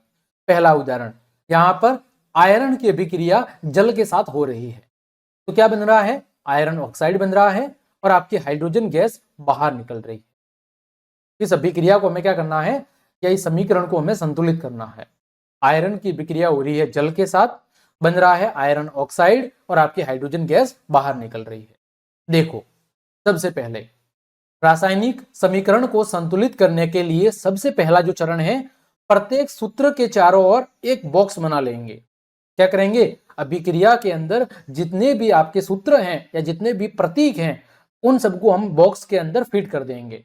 और समीकरण को संतुलित करते समय बॉक्स के अंदर कुछ भी परिवर्तन नहीं करना है। पहला काम क्या करना है, इन सभी को बॉक्स के अंदर बंद करना है। देखो, सबको हमने बॉक्स के अंदर बंद कर दिया। आयरन को बंद कर दिया, आयरन के बाद हमने यहां पर देखो आयरन को बंद कर दिया, H2O को बंद कर दिया, Fe3O4 को बंद कर दिया और H2 को बंद कर दिया। यानी समीकरण के अंदर जितने भी प्रतीक या सूत्र थे उन सभी को बॉक्स के अंदर हमने फिट कर दिया। पहला काम। फिर आपको याद रखना है, बॉक्स के अंदर कुछ भी बदलाव नहीं करना है ना। अब देखो दूसरा चरण क्या है, दूसरा चरण है आपको इस तरह की एक सारणी बनानी है। इस तरह की क्या बनानी है, एक सारणी। जहां पर देखो लिखना है आपका तत्व कौन कौन से हैं वो लिखने हैं। देखो क्या लिखना है, तत्व, अभिकारक और उत्पाद, ये तीन चीजें आपको इस सारणी में लिखनी है। तत्व में देखो क्या क्या है, आयरन है, फिर जल आपका किससे बना है, ऑक्सीजन और हाइड्रोजन से। तो देखो तत्व के अंदर आयरन लिख दिया, ऑक्सीजन लिख दी और हाइड्रोजन लिख दिया। फिर अभिकारक में परमाणुओं की संख्या, आयरन कितना है अभिकारक में, देखो आयरन 1 है, ऑक्सीजन भी 1 है और हाइड्रोजन कितना है 2 है। फिर उत्पाद में देखो यहाँ पर Fe3 है, आयरन 3 है, ऑक्सीजन 4 है, O4 है, तो ये 4 है, हाइड्रोजन कितना है H2 है, तो हाइड्रोजन कितना हो गया 2 हो गया। हाइड्रोजन कितना हो गया, हाइड्रोजन आपका 2 हो गया। अब हमें क्या करना है, अब हमें इस सारणी के अंदर सबको क्या करना है, इस सारणी के अंदर हमें सबको बैलेंस करना है। क्या करना है, सारणी के अंदर हमें सबको बैलेंस करना है। तो एक बार मैं ये चीज मिटा देता हूं ताकि आपको मैं अच्छे से समझा सकूं, है ना। तो देखो अब यहाँ पर सबसे पहले आयरन इधर 1 है, इधर 3 है, तो सबसे पहले हम धातु को ही बैलेंस करेंगे। आयरन को यहाँ पर क्या करेंगे, 3 से गुणा कर देंगे, ये कितना हो गया 3 हो गया। इधर भी 3 है, इधर भी 3 है, ये बैलेंस हो गया, सही बात है, हो गया। अब देखो, अब यहाँ पर आपको 3 रख के देखना है, यहाँ पर 3 रखना है। देखो 3Fe, 3Fe इधर भी है, 3Fe इधर भी है, ये बैलेंस हो गया, कोई प्रॉब्लम नहीं है। फिर देखो ऑक्सीजन, इधर 1 है, इधर ऑक्सीजन कितना है 4 है, इसको हम मैं क्या कर दूं, इसको मैं 4 से गुणा कर दूं, तो यहाँ पर कितना हो गया, यहाँ पर ऑक्सीजन हो जाएगा 4, कितना हो जाएगा 4। देखो यहाँ पर अभिकारक में हमने 4 से गुणा कर दिया, तो देखो ऑक्सीजन तो 4 हो गए, लेकिन अब हाइड्रोजन कितना हो गया, 4 दूनी 8 हो गया। अब जो हाइड्रोजन है, अब वो हाइड्रोजन कितना हो गया, अब हाइड्रोजन हो गया 8, कितना हो गया 4 दूनी 8 हो गया। लेकिन यहाँ पर देखो उत्पाद में हाइड्रोजन कितना है, उत्पाद में हाइड्रोजन 2 है, तो यहाँ पर हम क्या करेंगे 4 से गुणा कर देंगे, तो कितना हो जाएगा 4 दूनी 8, तो यहाँ पर H2 से पहले कितना जोड़ देंगे 4 जोड़ देंगे। अब देखना है कि क्या सभी बैलेंस है। देखो यहाँ पर आयरन 3 है, अभिकारक में, उत्पाद में भी 3 है। ऑक्सीजन देखो अभिकारक में 4 है, उत्पाद में भी 4 है। फिर हाइड्रोजन देखो अभिकारक में 8 है, उत्पाद में भी 8 है, सब समान हो गए, बैलेंस हो गया। अब इसको हमें लिख देना है। देखो इसको अब कैसे लिखेंगे, इस तरह से अब हम लिख देंगे। देखो यहाँ पर 3Fe प्लस 4H2O, फिर Fe3O4 और 4H2, ये हो गई आपकी एक संतुलित रासायनिक समीकरण। यहाँ पर देखो दोनों भागों में, अभिकारक में और उत्पाद वाले भाग में परमाणुओं की संख्या समान है, अतः ये द्रव्यमान संरक्षण के नियम का पालन करता है और साथ ही साथ एक संतुलित रासायनिक समीकरण है। उम्मीद करता हूं ये बात आपको अच्छे समझ में आ गई होगी। कुछ नहीं करना, पहला चरण क्या करना है, सबको बॉक्स के अंदर फिट कर देना है। बॉक्स के अंदर फिट कर दिया, फिर आप चाहे तो साइड के अंदर एक ऐसी सारणी बना सकते हैं। जरूरी नहीं कि सारणी बनानी है, ये केवल समझाने के उद्देश्य से है। आप डायरेक्ट भी यहाँ पर संख्याओं को रख कर चेक कर सकते हैं, लेकिन सारणी बनाओगे तो सरल हो जाएगा। तो हमने सारणी बना दी, तत्व कौन कौन से हैं, अभिकारक है और उत्पाद है। तत्व में देखो आयरन था, ऑक्सीजन था और हाइड्रोजन था। फिर अभिकारक में इनकी परमाणुओं की संख्या कितनी है और उत्पाद में परमाणुओं की संख्या कितनी है, ये हमने लिख दी। फिर हमें बस बैलेंस करना है कि दोनों भागों में परमाणुओं की सभी संख्या समान होनी चाहिए। जब दोनों भागों में परमाणुओं की संख्या समान हो जाएगी तो उसे हम कहेंगे एक संतुलित रासायनिक समीकरण। ये देखो जो पहले स्टार्टिंग में समीकरण था, ये कौन सा समीकरण था, तो ये आपका था कंकाली समीकरण। कौन सा समीकरण था, कंकाली समीकरण था, क्योंकि इसमें दोनों भागों में परमाणुओं की संख्या समान नहीं थी। अब जो समीकरण बना है हमारे पास, वो कौन सा समीकरण है, वो आपका संतुलित रासायनिक समीकरण है। कौन सा समीकरण है, संतुलित रासायनिक समीकरण है। ठीक, यहां से प्रश्न परीक्षा में लगभग पूछा जाता है, तो इस चीज को आपको, इस टॉपिक को अच्छे से तैयार करना है। जब हम प्रश्नों को सॉल्व करेंगे तो यहां पर इसके बहुत सारे उदाहरण हैं, उनको मैं सॉल्व करके भी बताऊंगा। आगे देखो, संतुलित रासायनिक समीकरण का महत्व क्या है। वैसे मैंने पहले बता दिया है कि समीकरण को संतुलित करना क्यों जरूरी है, लेकिन फिर से आप एक बार देख लो कि संतुलित रासायनिक समीकरण का महत्व क्या है। तो किसी भी रासायनिक अभिक्रिया के अंदर द्रव्यमान का न तो निर्माण होता है और न ही विनाश होता है। ये बात कौन कहता है, द्रव्यमान संरक्षण का नियम कहता है कि चाहे कोई भी रासायनिक अभिक्रिया हो, उसमें द्रव्यमान का न तो निर्माण होगा और न ही द्रव्यमान का विनाश होगा। मतलब क्या है, मतलब यह है कि रासायनिक अभिक्रिया के उत्पाद तत्वों का कुल द्रव्यमान अभिकारक तत्वों के कुल द्रव्यमान के बराबर होता है। यानी अभिक्रिया से पहले जो द्रव्यमान था वो का वो द्रव्यमान अभिक्रिया के बाद में भी रहेगा। देखो जैसे यहां पर ऊपर ये चित्र दिया हुआ है, समझ लीजिए ए कितना था, समझ लीजिए ए पहले 5 लीटर था, बी कितना था, समझ लीजिए बी 3 लीटर था। तो अभिक्रिया से पहले जो कुल द्रव्यमान है वो कितना हो गया, 8 लीटर हो गया। कितना हो गया, 8 लीटर हो गया। अब देखो यहां पर द्रव्यमान को जनरली हम किलोग्राम में व्यक्त करने हैं, यहां पर मैं केवल उदाहरण के तौर पर समझा रहा हूं, ठीक है। द्रव्यमान को जनरली हम किलोग्राम में व्यक्त करते हैं। तो देखो अभिक्रिया के बाद कितना होना चाहिए, तो अभिक्रिया के बाद जो AB है, AB का द्रव्यमान कितना होना चाहिए, 8 लीटर होना चाहिए। ये कहता है द्रव्यमान संरक्षण का नियम। अगर आपको कंफ्यूज हो रहा है तो आप चाहे तो किलोग्राम में लिख सकते हैं, क्योंकि द्रव्यमान का जो मानक मात्रक है वो किलोग्राम है। क्या है, वो आपका किलोग्राम है। तो आप में कोई कंफ्यूजन नहीं रहना चाहिए, बस, है ना। तो यहां पर आप चाहे तो देखो लिख सकते हैं कि ए मान लीजिए 5 किलोग्राम था, बी कितना था, बी समझ लीजिए 3 किलोग्राम था। तो अभिकारकों का जो कुल द्रव्यमान है, जो टोटल है, वो कितना आ गया, 8 किलोग्राम आ गया। तो उत्पाद का जो कुल द्रव्यमान है, उत्पाद का जो आपका कुल द्रव्यमान है वो भी कितना होना चाहिए, वो भी आपका 8 किलोग्राम होना चाहिए, ठीक है। तभी ये एक संतुलित रासायनिक समीकरण होगा। यही बात कहता है द्रव्यमान संरक्षण का नियम, कि उत्पादों का कुल द्रव्यमान अभिकारकों की कुल द्रव्यमान के बराबर होगा, ठीक है। दूसरे शब्दों में रासायनिक अभिक्रिया के पहले और उसके बाद प्रत्येक तत्व के परमाणुओं की संख्या क्या रहती है, समान रहती है।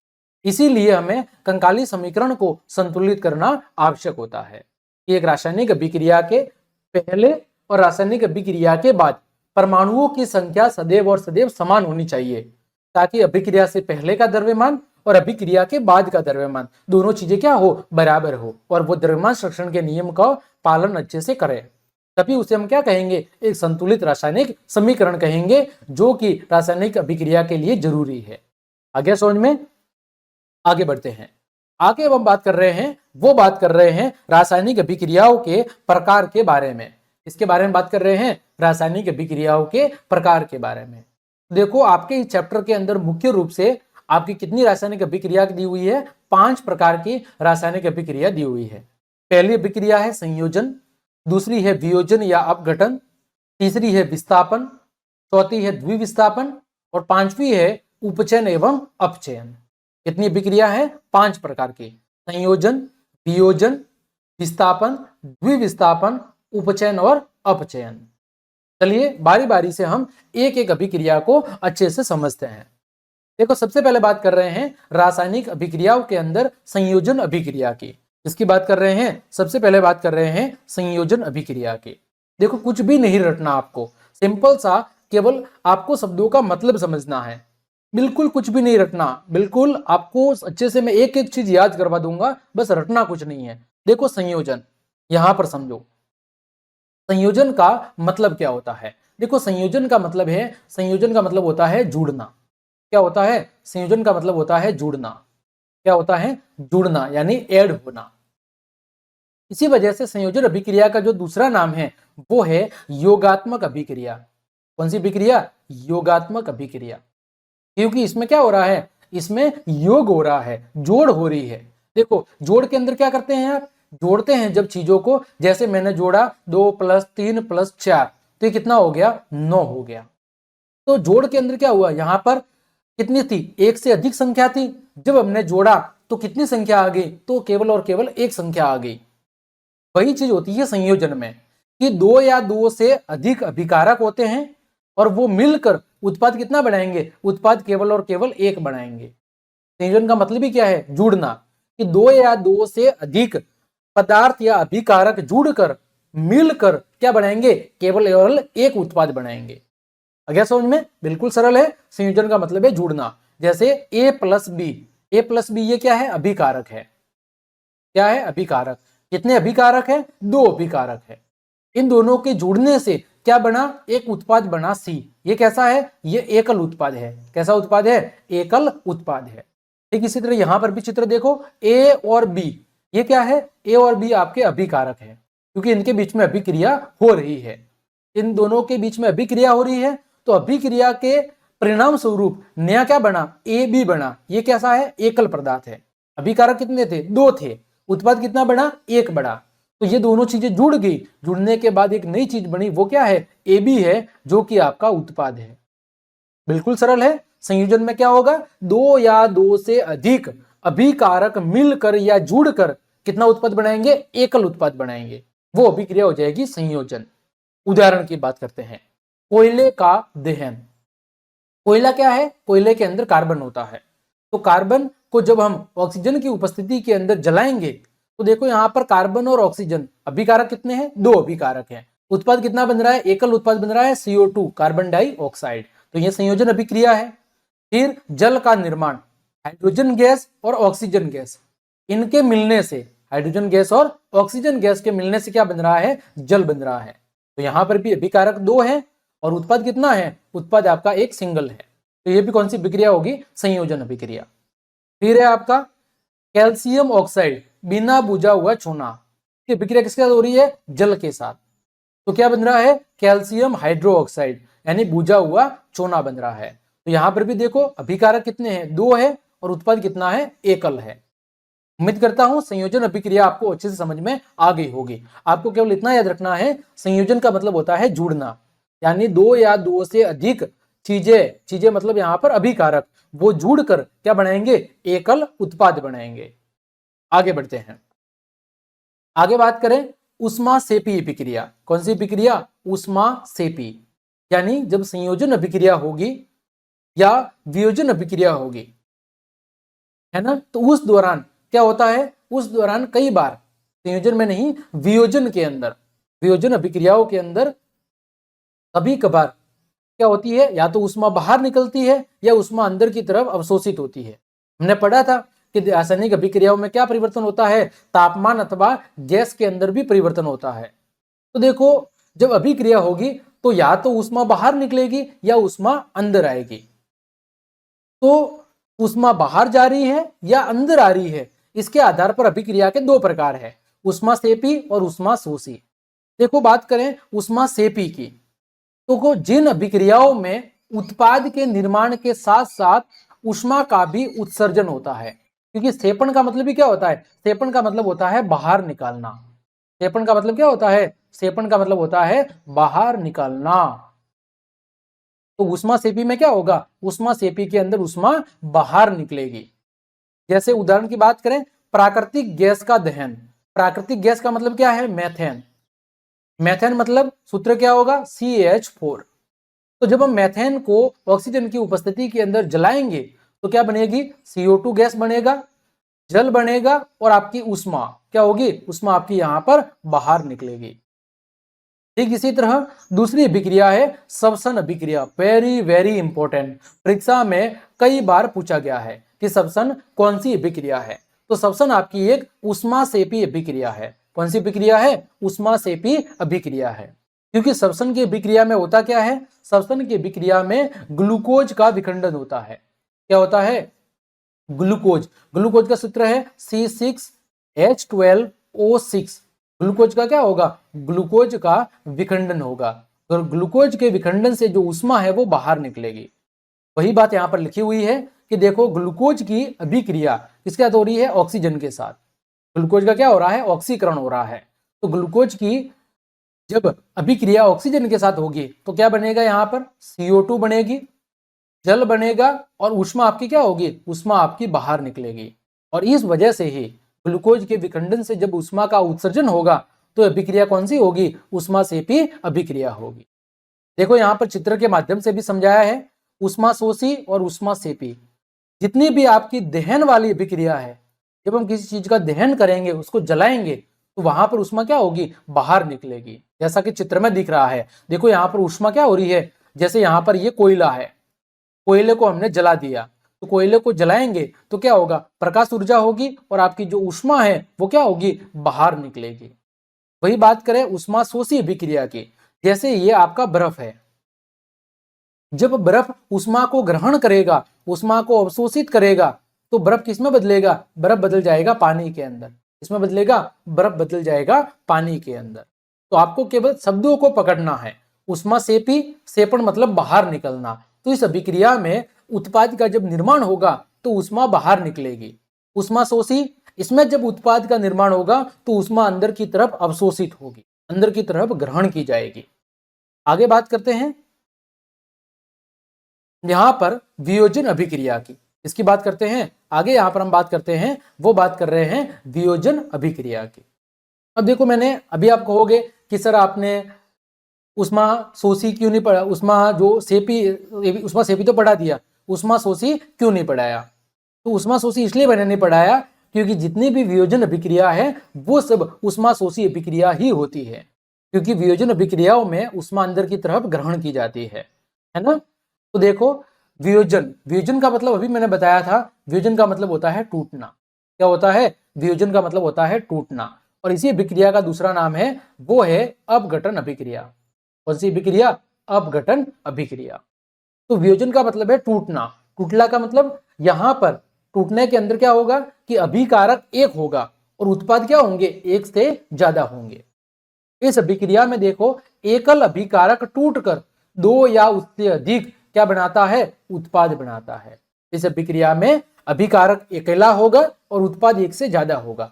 इसी वजह से मैं कह सकता हूं कि जो आपकी वियोजन अभिक्रिया है, कौन सी अभिक्रिया? जो आपकी वियोजन अभिक्रिया है, ये किसकी अभिक्रिया की? संयोजन अभिक्रिया की उल्टी होती है। क्या होती है? संयोजन अभिक्रिया की उल्टी होती है। क्योंकि संयोजन में क्या था? संयोजन में अभिकारक एक से ज्यादा थे और उत्पाद एक था। वियोजन में ठीक उल्टा है, अभिकारक अकेला है और उत्पाद एक से ज्यादा है। तो संयोजन अभिक्रिया को वियोजन का उल्टा हम कह सकते हैं, या वियोजन को हम संयोजन का उल्टा कह सकते हैं। देखो यहां पर, जैसे ए क्या है? ए आपका एक अभिकारक है। ए क्या है? ए आपका एक अभिकारक है। जब अभिक्रिया होगी तो उत्पाद क्या बने? एक से ज्यादा बने। तो यानी अभिकारक एक था, लेकिन जब ये टूटा तो उत्पाद क्या बनाए? उत्पाद इसने दो बनाए। तो ये कौन सी अभिक्रिया हो जाएगी? ये अभिक्रिया हो जाएगी आपकी वियोजन अभिक्रिया। अब बात करें वियोजन अभिक्रियाओं के प्रकार के, तो वियोजन अभिक्रिया तीन प्रकार की होती है, अभी हम जानेंगे। पहली है ऊष्मीय वियोजन। ठीक है, ऊष्मीय वियोजन। देखो, वियोजन का मतलब ये टूटना। अब हमें जब भी किसी चीज को तोड़ना है, तोड़ने के लिए हमें किसकी जरूरत पड़ेगी? तोड़ने के लिए हमें जरूरत पड़ेगी ऊष्मा की। किसकी जरूरत पड़ेगी? ऊष्मा, यानी ताप की हमें जरूरत पड़ेगी। किसी भी चीज के वियोजन के लिए जब हमें उसे तोड़ना पड़ेगा तो तोड़ने के लिए हमें किसकी जरूरत पड़ेगी? ऊष्मा यानी ताप की जरूरत पड़ेगी। तो पहली अभिक्रिया है वो है ऊष्मीय वियोजन, यानी ऊष्मा के द्वारा किया गया वियोजन। जब हम किसी चीज को तोड़ने के लिए ऊष्मा का उपयोग करेंगे तो वहां पर कौन सी अभिक्रिया होगी? ऊष्मीय वियोजन। देखो उदाहरण आपके सामने दिए हुए हैं, जैसे फेरस सल्फेट। कौन सा सल्फेट? Ferrous sulphate FeSO4। कौन से रंग का होता है? हरे रंग का। जब हम इसको उष्मा देंगे, क्या देंगे? उष्मा, तो ये उष्मा को क्या करेगा? अवशोषित करेगा। तो यहाँ पर कौन सी अभिक्रिया होगी? उष्मा शोषी अभिक्रिया भी होगी। वियोजन और उष्मा शोषी दोनों साथ साथ चलती है। तो देखो, जब हम उष्मा को क्या करेंगे? इसे उष्मा देंगे तो ये उष्मा को क्या करेगा? अंदर की तरफ अवशोषित करेगा, एब्जॉर्ब करेगा। तो क्या बनेगा? फेरिक ऑक्साइड, फिर SO2 और SO3, सल्फर डाइऑक्साइड और सल्फर ट्राइऑक्साइड। SO2 मतलब सल्फर डाइऑक्साइड, SO3 मतलब सल्फर ट्राइऑक्साइड। तो यहाँ पर फेरस सल्फेट है वो किसमें बदल रहा है? फेरिक ऑक्साइड के अंदर बदल रहा है। तो यहाँ पर आप ध्यान रखेंगे तो देखो, अभिकारक कितना है? अभिकारक आपका एक है, एक अभिकारक है अकेला, उसका नाम है फेरस सल्फेट। लेकिन यहाँ पर देखो उत्पाद क्या है? उत्पाद आपके एक से ज्यादा है। तो यहाँ पर कौन सी अभिक्रिया होगी? यहाँ पर आपकी जो अभिक्रिया होगी वो होगी वियोजन अभिक्रिया। इसी तरह यहाँ पर दूसरा उदाहरण, चूना पत्थर CaCO3। चूना पत्थर को हम क्या कहते हैं? संगमरमर भी कहते हैं। क्या कहते हैं? संगमरमर कहते हैं। जब हम चूना पत्थर को गर्म करेंगे, इसे उष्मा देंगे, तो किसमें बदलेगा? कैल्शियम ऑक्साइड में और आपके कार्बन डाइऑक्साइड में। कैल्शियम ऑक्साइड को हम क्या कहते हैं? बिना बुझा हुआ चूना कहते हैं। ये क्या है? ये कैल्शियम कार्बोनेट है।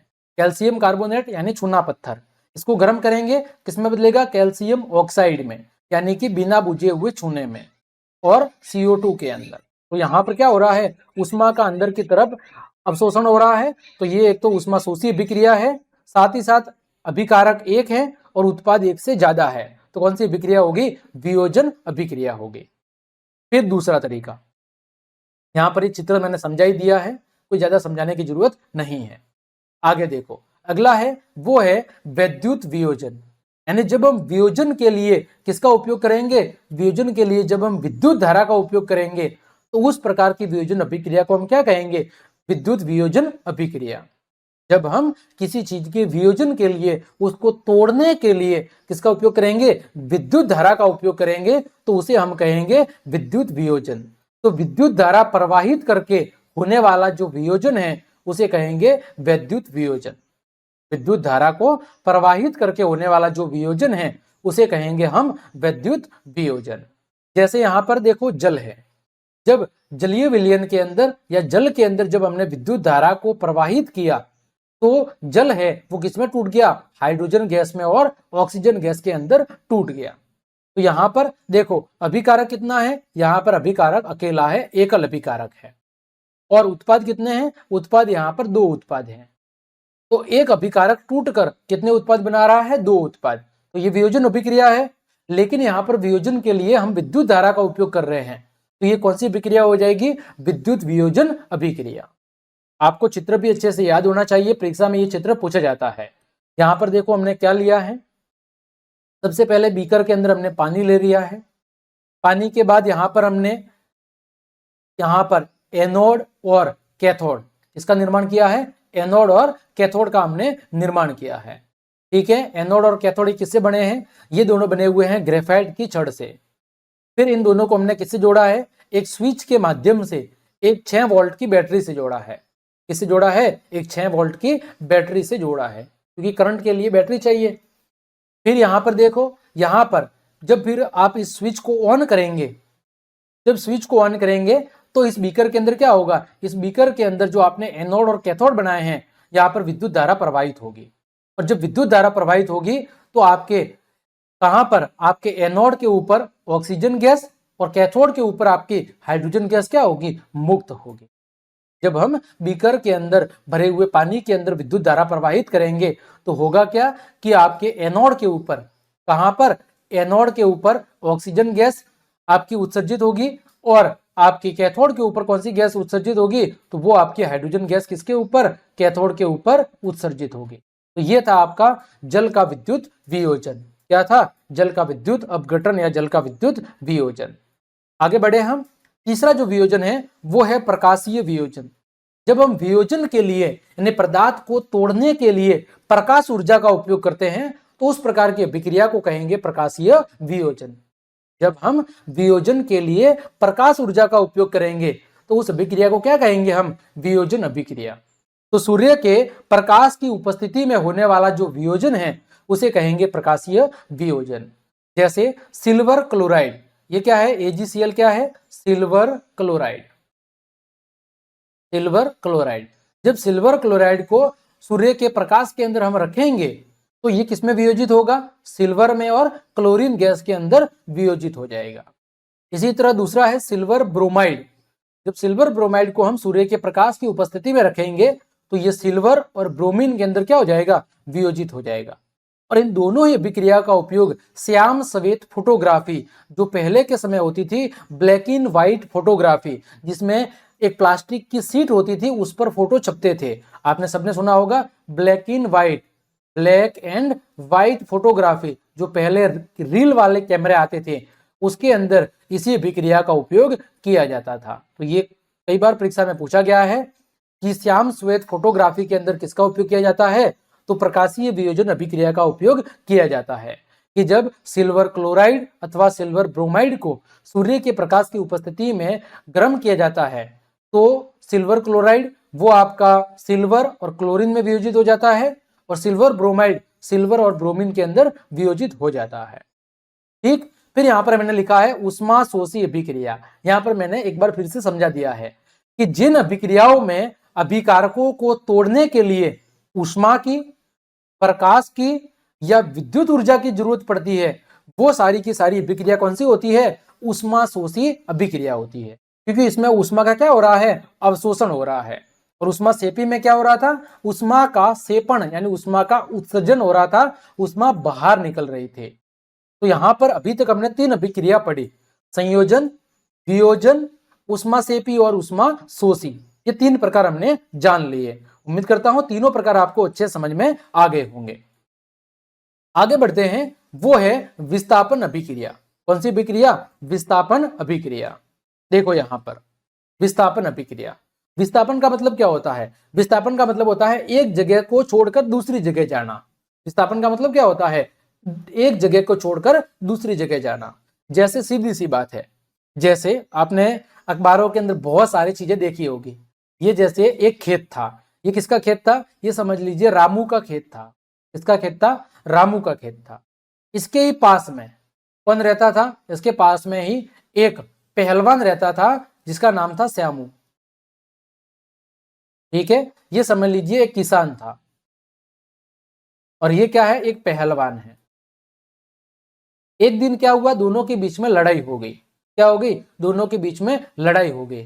तो सीधी सी बात है कि रामू का जो ये खेत है, ये श्यामू पहलवान ने लड़कर क्या कर दिया? ले लिया। ये जो खेत है ये श्यामू पहलवान ने लड़कर ले लिया। तो अब इसके पास क्या होगा? अब इसके पास बड़ा खेत बन गया। और रामू का जो खेत है वो क्या हो गया? रामू का खेत बिल्कुल छोटा सा हो गया या अलग हो गया, है ना। इसके अलावा बहुत सारे उदाहरण हैं, लेकिन वो देना उचित नहीं होगा। आप जनरली इतना सा समझ लें कि इसमें क्या होता है, इस अभिक्रिया के अंदर जो अधिक क्रियाशील तत्व होता है, यानी जो पावरफुल तत्व होता है, वो कम क्रियाशील तत्व को उसके यौगिक से क्या कर देता है? विस्थापित कर देता है ना। विस्थापन अभिक्रिया में क्या होगा? जो अधिक क्रियाशील तत्व है वो कम क्रियाशील तत्व को उसके यौगिक से क्या कर देगा? विस्थापित कर देगा, अलग कर देगा। यहां पर जैसे जो श्यामू पहलवान है, श्यामू पहलवान जो ज्यादा मजबूत था, ज्यादा क्रियाशील था, ज्यादा पावरफुल था, उसने क्या कर दिया? उसने रामू को उसकी भूमि से क्या कर दिया? बेदखल कर दिया, विस्थापित कर दिया। क्योंकि रामू है वो कम क्रियाशील था, कम पावरफुल था। यही बात यहां पर देखने को मिल रही है कि विस्थापन अभिक्रिया में जो ज्यादा क्रियाशील तत्व होता है वो कम क्रियाशील तत्व को उसके यौगिक से क्या कर देता है? उसके यौगिक से विस्थापित कर देता। ठीक, देखो यहां पर उदाहरण के तौर पर जैसे आयरन की अभिक्रिया हो रही है कॉपर सल्फेट के साथ में। आयरन की अभिक्रिया किसके साथ हो रही है? आयरन की अभिक्रिया हो रही है, वो हो रही है कॉपर सल्फेट के साथ में। तो क्या बन रहा है? आयरन सल्फेट और आपका कॉपर अलग हो रहा है। तो देखो यहां पर सीधी सी बात है कि जो कॉपर है, कॉपर की जगह किसने ले ली? कॉपर की जगह ले ली आयरन ने। क्योंकि जो आयरन है वो कॉपर की तुलना में क्या होता है? ज्यादा पावरफुल होता है। तो यहां पर देखो कि लोहे की किल पर भूरे रंग की कॉपर की परत जम गई है। CuSO4 के नीले विलयन का रंग हरा FeSO4 के निर्माण के कारण हो गया है। देखो यहां पर जब आयरन की विक्रिया कॉपर सल्फेट से हो रही है तो आयरन है वो कॉपर की तुलना में ज्यादा क्रियाशील है। तो ये जो आयरन है ये कॉपर को उसके यौगिक से क्या करेगा? विस्थापित कर देगा। उससे नई चीज क्या बनेगी? नई चीज बनेगी आपकी आयरन सल्फेट और कॉपर क्या हो जाएगा? कॉपर विस्थापित हो जाएगा। चित्र भी यहां पर दिया हुआ है। देखो कॉपर सल्फेट का विलयन इस प्रक नली के अंदर भरा हुआ है, CuSO4 का विलयन। इसका रंग पहले कैसा था? नीला रंग था। इसमें हमने क्या मिला दी? लोहे की किल मिला दी। अब जो नया विलयन बनेगा, अब जो नया विलयन बनेगा वो बनेगा FeSO4 और इसका जो रंग होगा वो कैसा रंग होगा? इसका जो रंग होगा वो होगा हरा रंग। क्या होगा? हरा रंग। ये किसकी वजह से हुआ है? ये इस आयरन की वजह से हुआ है। क्योंकि आयरन है वो कॉपर की तुलना में ज्यादा क्रियाशील है, तो उसने कॉपर को उसके यौगिक से हटा दिया है। ठीक ठीक इसी तरह अगला उदाहरण देखो, यहां पर जिंक की अभिक्रिया हो रही है कॉपर सल्फेट के साथ में। जिंक की अभिक्रिया किसके साथ हो रही है? कॉपर सल्फेट के साथ में हो रही है। तो देखो जो आपका जिंक है वो कॉपर सल्फेट की तुलना में ज्यादा क्रियाशील होता है। इस वजह से जो जिंक है वो कॉपर को उसके यौगिक से क्या करेगा? विस्थापित कर देगा। तो यहां से देखो कॉपर को इसने हटा दिया। कॉपर को क्या कर दिया? कॉपर को इसने यहां से हटा दिया और कॉपर की जगह ये जिंक खुद आ गया। तो ZnSO4 और आपका कॉपर है वो अलग हो गया। आ गया समझ में? जैसे यहां पर मैं और एक सिंपल भाषा में समझाऊं, जैसे ये A है और ये आपका B और C है। ठीक है, अब इनके बीच में अभिक्रिया हो रही है। जैसे बहुत ही फनी उदाहरण है, जैसे ये पति पत्नी थे। कौन थे? पति पत्नी थे। और ये समझ लीजिए ये इस पत्नी का क्या है? एक प्रेमी था। ठीक है, तो हुआ क्या कि ये जो प्रेमी है, प्रेमी इस बी सी जो पति पत्नी का जोड़ा था, ये क्या हो गया, ए है प्रेमी, वो सी को लेके भाग गया। क्या हो गया, ए है वो सी को लेके भाग गया और बी क्या हो गया, बी बेचारा अकेला हो गया। तो यहां पर यही बात है कि ए है जो प्रेमी है वो उस आपके पति बी की तुलना में ज्यादा पावरफुल था, तो उसने उसकी पत्नी को उससे क्या कर दिया, उसकी पत्नी को उससे विस्थापित कर दिया, है ना। तो ये उदाहरण बिल्कुल सरल उदाहरण है कि इसमें ज्यादा जो पावरफुल होगा, जो ज्यादा क्रियाशील तत्व होगा, वो कम क्रियाशील को उसके यौगिक से, उसके जोड़े से क्या कर देगा, हटा देगा। ये भी अभिक्रिया थी कौन सी, आपकी विस्थापन अभिक्रिया। आगे बढ़ते हैं, आगे है अगली अभिक्रिया, वो है द्विविस्थापन अभिक्रिया। कौन सी अभिक्रिया, द्विविस्थापन अभिक्रिया। इस अभिक्रिया में क्या होगा, इस अभिक्रिया में जो उत्पादों का निर्माण है वो दो यौगिकों के बीच आयनों के आदान प्रदान से होता है। इस अभिक्रिया के अंदर उत्पादों का जो निर्माण है वो दो यौगिकों के बीच में क्या होगा, आयनों का आदान प्रदान होगा, और उसकी वजह से क्या होगा, एक नए गुण वाले पदार्थों का निर्माण होगा। जैसे यहां पर मैं सिंपल समझाऊं, जैसे ये ए और बी था और यहां पर है सी और डी, तो यहां पर दोनों के बीच में आयनों का आदान प्रदान होगा। जैसे ए और सी आपस में आयनों का आदान प्रदान करके जुड़ गए और बी और डी ये आपस में आयनों का आदान प्रदान करके जुड़ गए, तो यहाँ पर दोनों यौगिकों के बीच में आयनों का आदान प्रदान होगा और दो नए पदार्थ बनेंगे।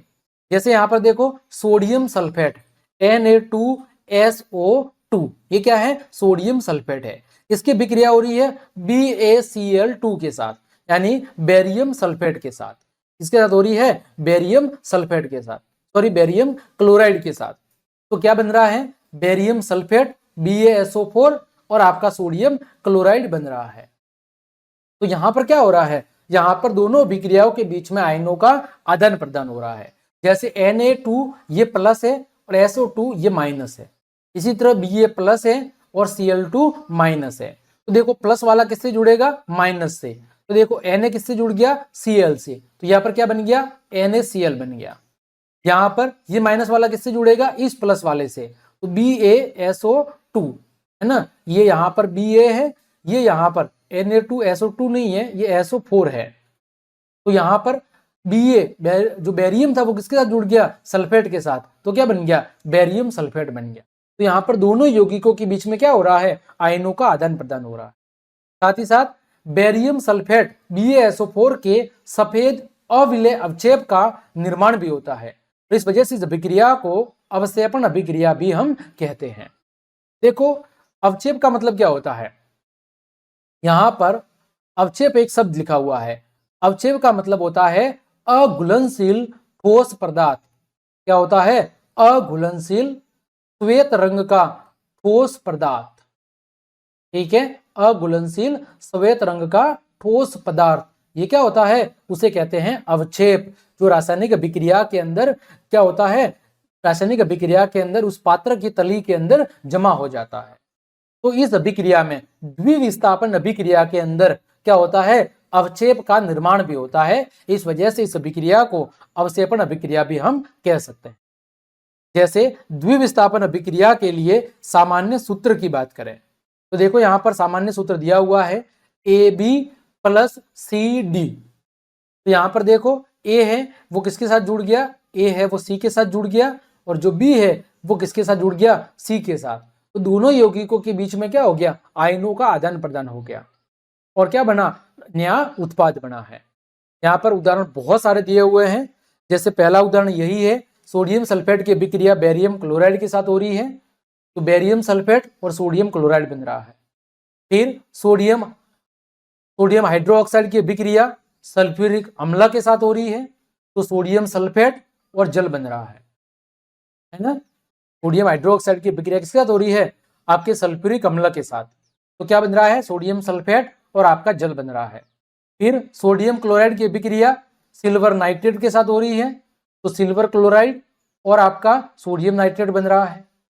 इसी तरह बेरियम क्लोराइड की अभिक्रिया सल्फ्यूरिक अम्ल के साथ हो रही है, तो बेरियम सल्फेट और आपका हाइड्रोक्लोरिक अम्ल बन रहा है। इसी तरह बेरियम क्लोराइड की अभिक्रिया आपके पोटेशियम सल्फेट के साथ हो रही है, तो बेरियम सल्फेट और पोटेशियम क्लोराइड बन रहा है। तो यहाँ पर दो यौगिकों के बीच में आयनों का आदान प्रदान होता है और आपके नए गुणों वाले पदार्थों का निर्माण होता है। यह थी आपकी द्विविस्थापन अभिक्रिया। कौन सी अभिक्रिया? आपकी द्विविस्थापन अभिक्रिया कि यहाँ पर 2 बार विस्थापन हो रहा है।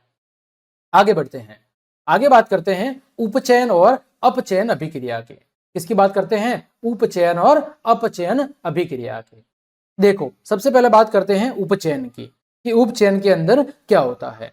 देखो, उपचयन को इंग्लिश में कहते हैं ऑक्सीडेशन। क्या कहते हैं? ऑक्सीडेशन कहते हैं। उपचयन को इंग्लिश में क्या कहते हैं? उपचयन को इंग्लिश के अंदर कहते हैं ऑक्सीडेशन, है ना। तो देखो, और अपचयन को कहते हैं रिडक्शन। यहां से आप ये चीज अच्छे से याद रख सकते हो।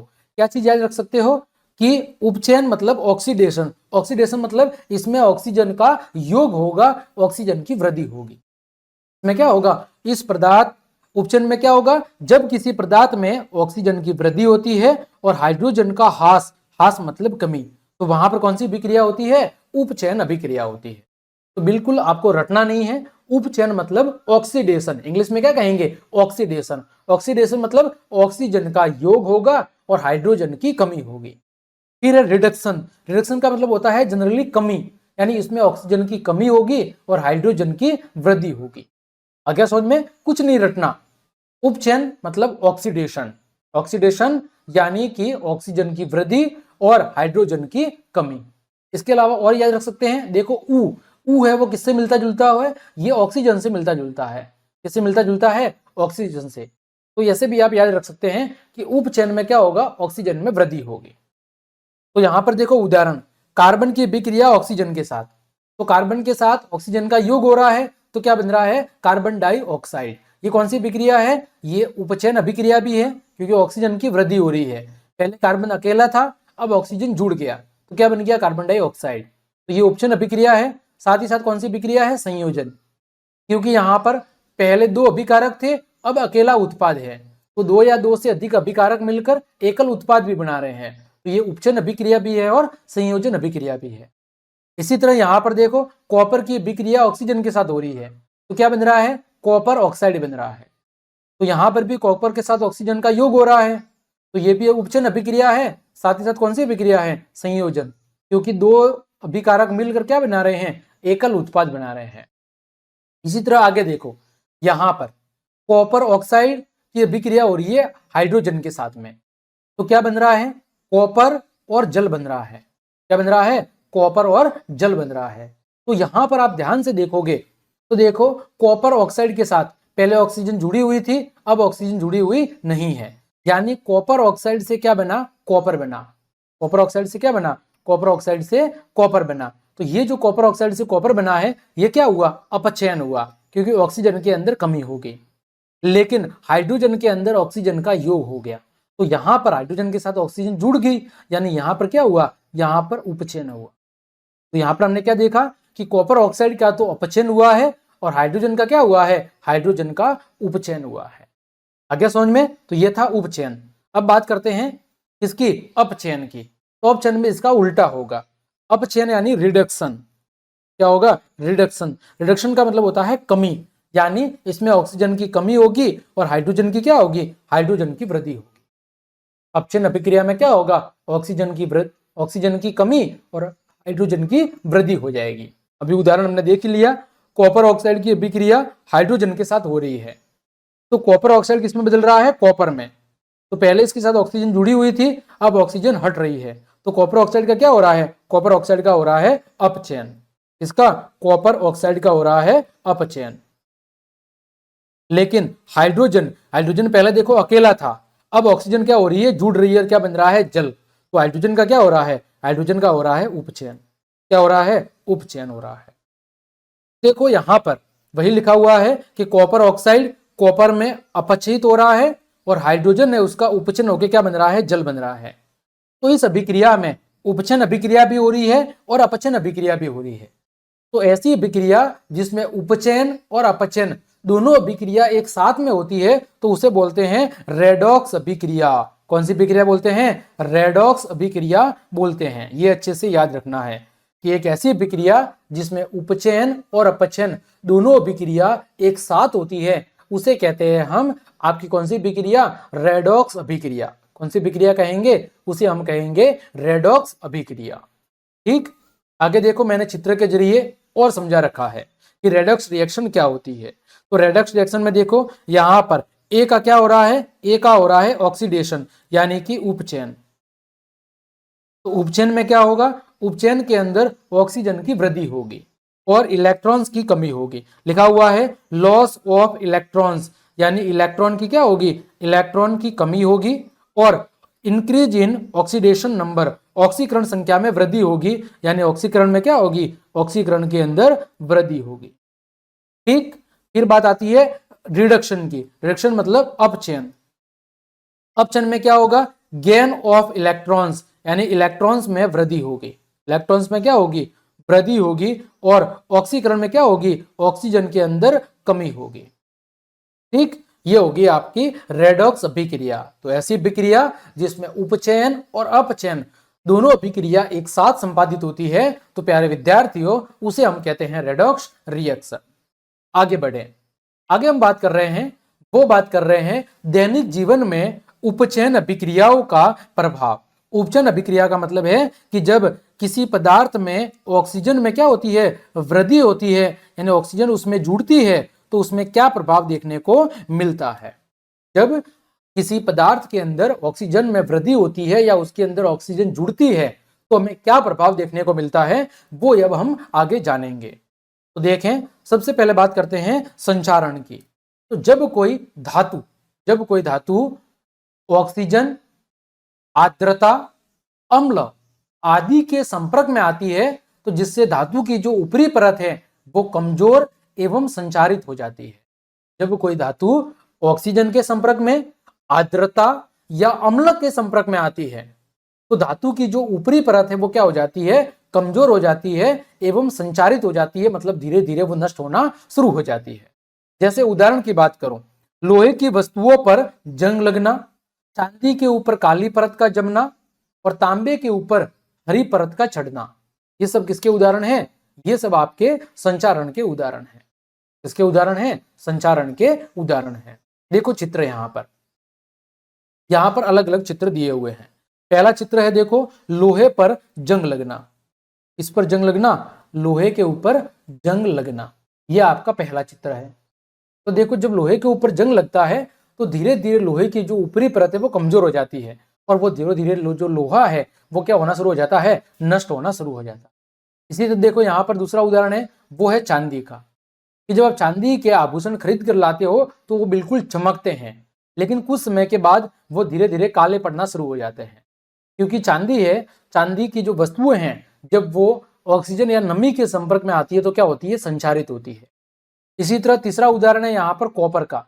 जब आप कॉपर का लोटा नया लाते हो तो बिल्कुल देखो चमकता है, कुछ समय के बाद वो काला पड़ना शुरू हो जाता है या उसके ऊपर हरे रंग की परत चढ़ना शुरू हो जाती है।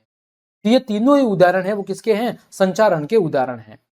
ठीक, ये क्यों हो रहा है, तो जब कोई धातु ऑक्सीजन, आर्द्रता या अम्ल आदि के संपर्क में आती है तो क्या होता है, उनके ऊपर उपचयन अभिक्रिया होती है, यानी उनके साथ ऑक्सीजन का योग होता है और उपचयन अभिक्रिया के कारण जो उन धातुओं की जो ऊपरी परत है वो धीरे धीरे नष्ट होना शुरू हो जाती है और उसे हम क्या कहते हैं, उसे हम संचारण कहते हैं। जैसे अगर और बात करूं, पहला उदाहरण है चांदी का, कि जब चांदी को खुली हवा में कुछ दिनों के लिए छोड़ दिया जाता है तो वो कैसी पड़ जाती है, काली पड़ जाती है। इस अभिक्रिया में होता क्या है, इस अभिक्रिया के अंदर जो आपकी चांदी है वो चांदी वायु के अंदर उपस्थित सल्फर के साथ रासायनिक अभिक्रिया करती है। इस अभिक्रिया में क्या होता है कि जो चांदी है वो वायु के अंदर जो आपकी सल्फर गैस है उसके साथ अभिक्रिया करती है, जिसके परिणाम स्वरूप क्या बनता है, सिल्वर सल्फाइड बनता है। और चांदी के ऊपर जो ये काली परत है वो इसी सिल्वर सल्फाइड की होती है। ठीक है, यहां पर देखो Ag मतलब सिल्वर, Ag मतलब क्या है, सिल्वर यानी चांदी। S मतलब क्या है, S मतलब है सल्फर। और बनेगा क्या, बनेगा आपका सिल्वर सल्फाइड। क्या बनेगा, सिल्वर सल्फाइड बनेगा। और ये कौन से रंग का होगा, ये होगा काले रंग का। और इसी वजह से आपके चांदी के बने हुए जो आभूषण हैं वो कुछ समय के बाद कैसे पड़ जाते हैं, कुछ समय के बाद वो काले पड़ जाते हैं। ठीक, आगे अगला उदाहरण है तांबे का। कॉपर को कुछ दिनों के लिए यदि खुली हवा के अंदर छोड़ दिया जाए तो उस पर भी कौन से रंग की, हरे रंग की परत चढ़ जाती है। होता क्या है कि जो आपका कॉपर है वो वायु में उपस्थित जो कार्बन डाइऑक्साइड है, जो कॉपर है Cu, ये वायु में मौजूद जो आपकी CO2 है उसके साथ अभिक्रिया कर लेता है और क्या बनाता है, कॉपर कार्बोनेट यानी CuCO3 बनाता है। और ये जो कॉपर कार्बोनेट है ये कौन से रंग की परत होती है, हरे रंग की होती है। इस परत के बनने की वजह से ही तांबे की जो भूरे रंग की चमक है वो धीरे धीरे क्या होने लगती है, वो धीरे धीरे समाप्त होना शुरू हो जाती है। ठीक, तो यहां पर देखो कॉपर की विक्रिया हो रही है कार्बन डाइऑक्साइड के साथ, तो क्या बन रहा है, कॉपर कार्बोनेट, और ये कौन से रंग का होता है, हरे रंग का। और इसी परत की वजह से कॉपर से बने हुए जो बर्तन हैं वो धीरे धीरे कौन से रंग के, हरे रंग के पड़ना शुरू हो जाते हैं, यानी उनकी जो भूरे रंग की चमक है वो धीरे धीरे खत्म होना शुरू हो जाती है। अगला जो आपका महत्वपूर्ण उदाहरण है वो है लोहे का, कि जब हम लोहे को वायु के अंदर खुला छोड़ते हैं तो उसके ऊपर भूरे रंग की परत चढ़ जाती है, जिसको जनरली हम क्या कहते हैं, जिसको जनरली हम कहते हैं जंग लगना। बहुत ही महत्वपूर्ण प्रश्न है कि जब हम लोहे को कुछ समय तक वायु के अंदर खुला छोड़ देते हैं तो उस पर भूरे रंग की एक परत चढ़ जाती है और उसे हम साधारण भाषा में कहते हैं जंग लगना। ये भी किसका उदाहरण है, तो ये भी आपके संचारण का उदाहरण है। देखो जब आयरन ऑक्सीजन के साथ अभिक्रिया करेगा, ऑक्सीजन और आपके नमी के साथ अभिक्रिया करेगा तो क्या बनाएगा, तो बनाएगा वो फेरिक ऑक्साइड। ये क्या है आपका, ये आपका फेरिक ऑक्साइड है। क्या है, फेरिक ऑक्साइड। और ये कौन से रंग का होता है, तो भूरे रंग का होता है, जिसे जनरली हम जंग लगना कहते हैं। तो ये उदाहरण हो गए आपके संचारण के। अब बात करें संचारण से बचाव क्या है, संचारण से बचाव क्या है, कैसे हम इन चीजों से बच सकते हैं, जैसे लोहे पर जंग लगना, चांदी के बने आभूषणों का काला पड़ना, तांबे के बने बर्तनों का हरा पड़ना। इन चीजों से बचा कैसे जा सकता है या इनको रोकने के उपाय कैसे किए जा सकते हैं। तो पहला उपाय है संचारण से सुरक्षा के लिए धातु की सतह पर पेंट किया जा सकता है, उस पर कलर कर सकते हैं। पहला तरीका ये है। जब हम पेंट कर देंगे तो होगा क्या कि नमी या ऑक्सीजन के जो संपर्क है वो कम हो जाएगा, और जब ऑक्सीजन के साथ संपर्क कम होगा, अभिक्रिया कम होगी, तो उस पर संचारण की घटना कम होगी अथवा धीरे धीरे होगी। फिर दूसरा क्या सकते हैं, धातुओं की सतह पर हम तेल लगा सकते हैं, या फिर लोहे की वस्तुओं पर हम जस्ते की परत चढ़ा सकते हैं, या धातुओं पर हम क्रोमियम का लेपन कर सकते हैं, या फिर एनोडीकरण अथवा मिश्र धातु को बनाकर लोहे को हम जंग लगने से क्या कर सकते हैं, जंग लगने से बचा सकते हैं।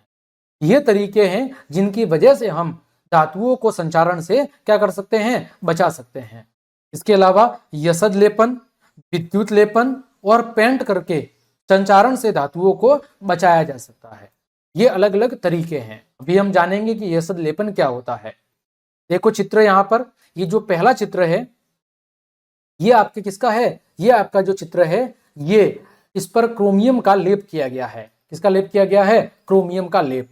दूसरा जो चित्र है यहाँ पर विद्युत लेपन का है, और तीसरा जो चित्र है यहाँ पर लोहे की वस्तुओं के ऊपर जस्ते की पतली परत चढ़ाई गई है। तो ये अलग अलग तरीके हैं जिनकी मदद से संचारण से बचाव किया जा सकता है। आगे बात कर रहे हैं वो है आपका यसद लेपन, विद्युत लेपन और पेंट करके इन तीन मुख्य तरीकों से हम धातुओं को संचारण से बचा सकते हैं। अब बात आती है यसद लेपन होता क्या है। प्रश्न क्या है कि यसद लेपन अथवा गैल्वेनीकरण कहते किसे हैं। तो देखो लोहा, इस्पात और अन्य धातुओं की जंग से सुरक्षा करने के लिए इन धातुओं की सतह पर जस्ता मतलब जिंक, इसकी परत पतली परत चढ़ाई जाती है। तो इस विधि को कहते हैं यसद लेपन अथवा गैल्वेनीकरण। और जस्ते की परत के नष्ट हो जाने के बाद भी यसद लेपित वस्तु को जंग के कारण कोई नुकसान नहीं पहुंचता है। तो यसद लेपन ये परीक्षा के अंदर प्रश्न पूछा जाता है। तो लोहा, इस्पात और जो दूसरी धातु से बनी वस्तुएं हैं उनको यदि हमें जंग से बचाना है तो उन पर हम क्या करेंगे, जस्ते की पतली परत चढ़ा देंगे। जिससे होगा क्या, जिससे उपचयन का जो प्रभाव है वो कम हो जाएगा और जो जंग लगने जैसी जो घटना है वो क्या हो जाएगी, कम हो जाएगी। और वस्तु है वो लंबे समय तक सुरक्षित बनी रहेगी।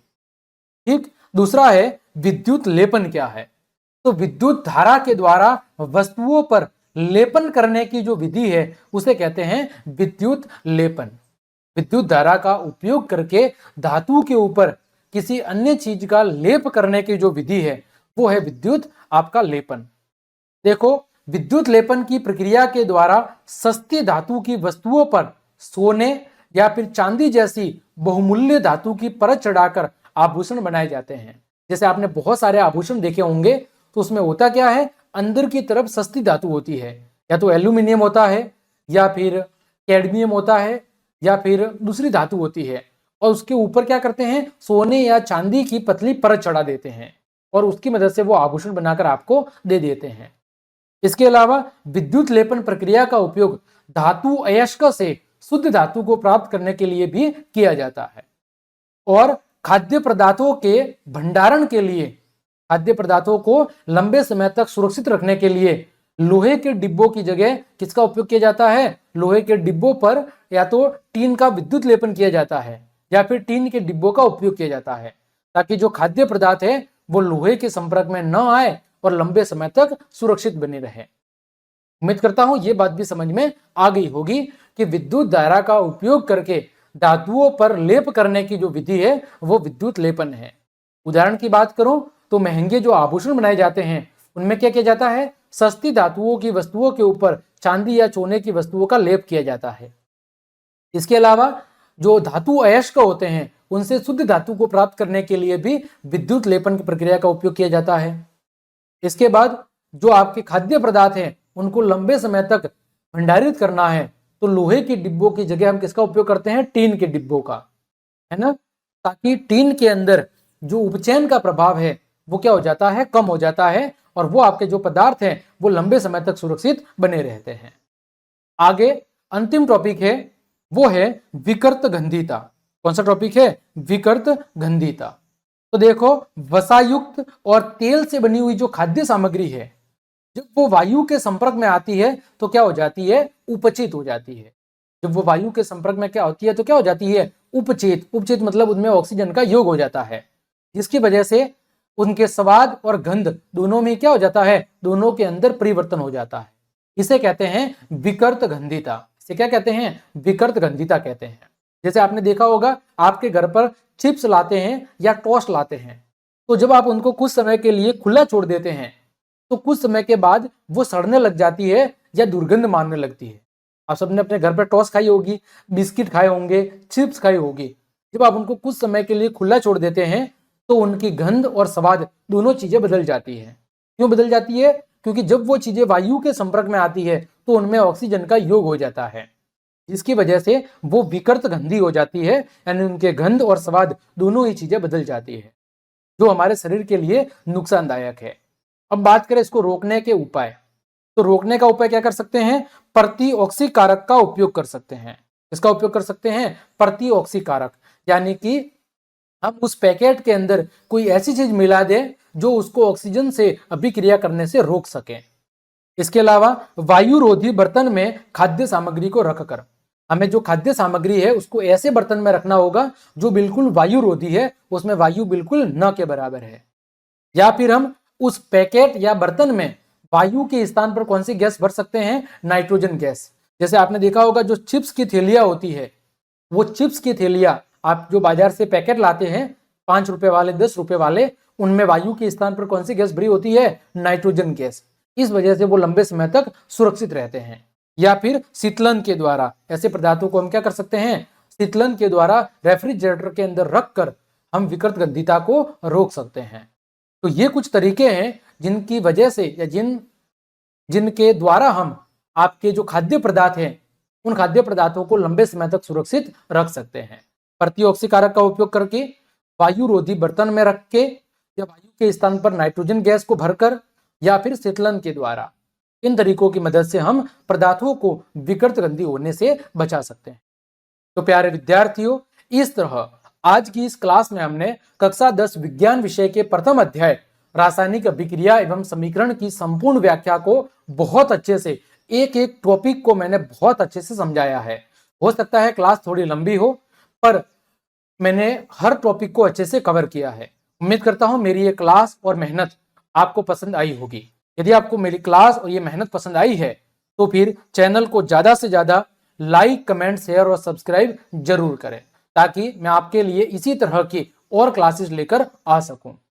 तो इसी तरह का प्यार आप सब बनाए रखिए और ज़्यादा से ज़्यादा दोस्तों को शेयर कर दीजिए। मिलते हैं अगली क्लास में, जहां पर हम इसके पाठ के भीतर दिए गए प्रश्न और अभ्यास के समस्त प्रश्नों के उत्तर को जानेंगे। तो आज के लिए इतना ही। जय हिंद, जय भारत।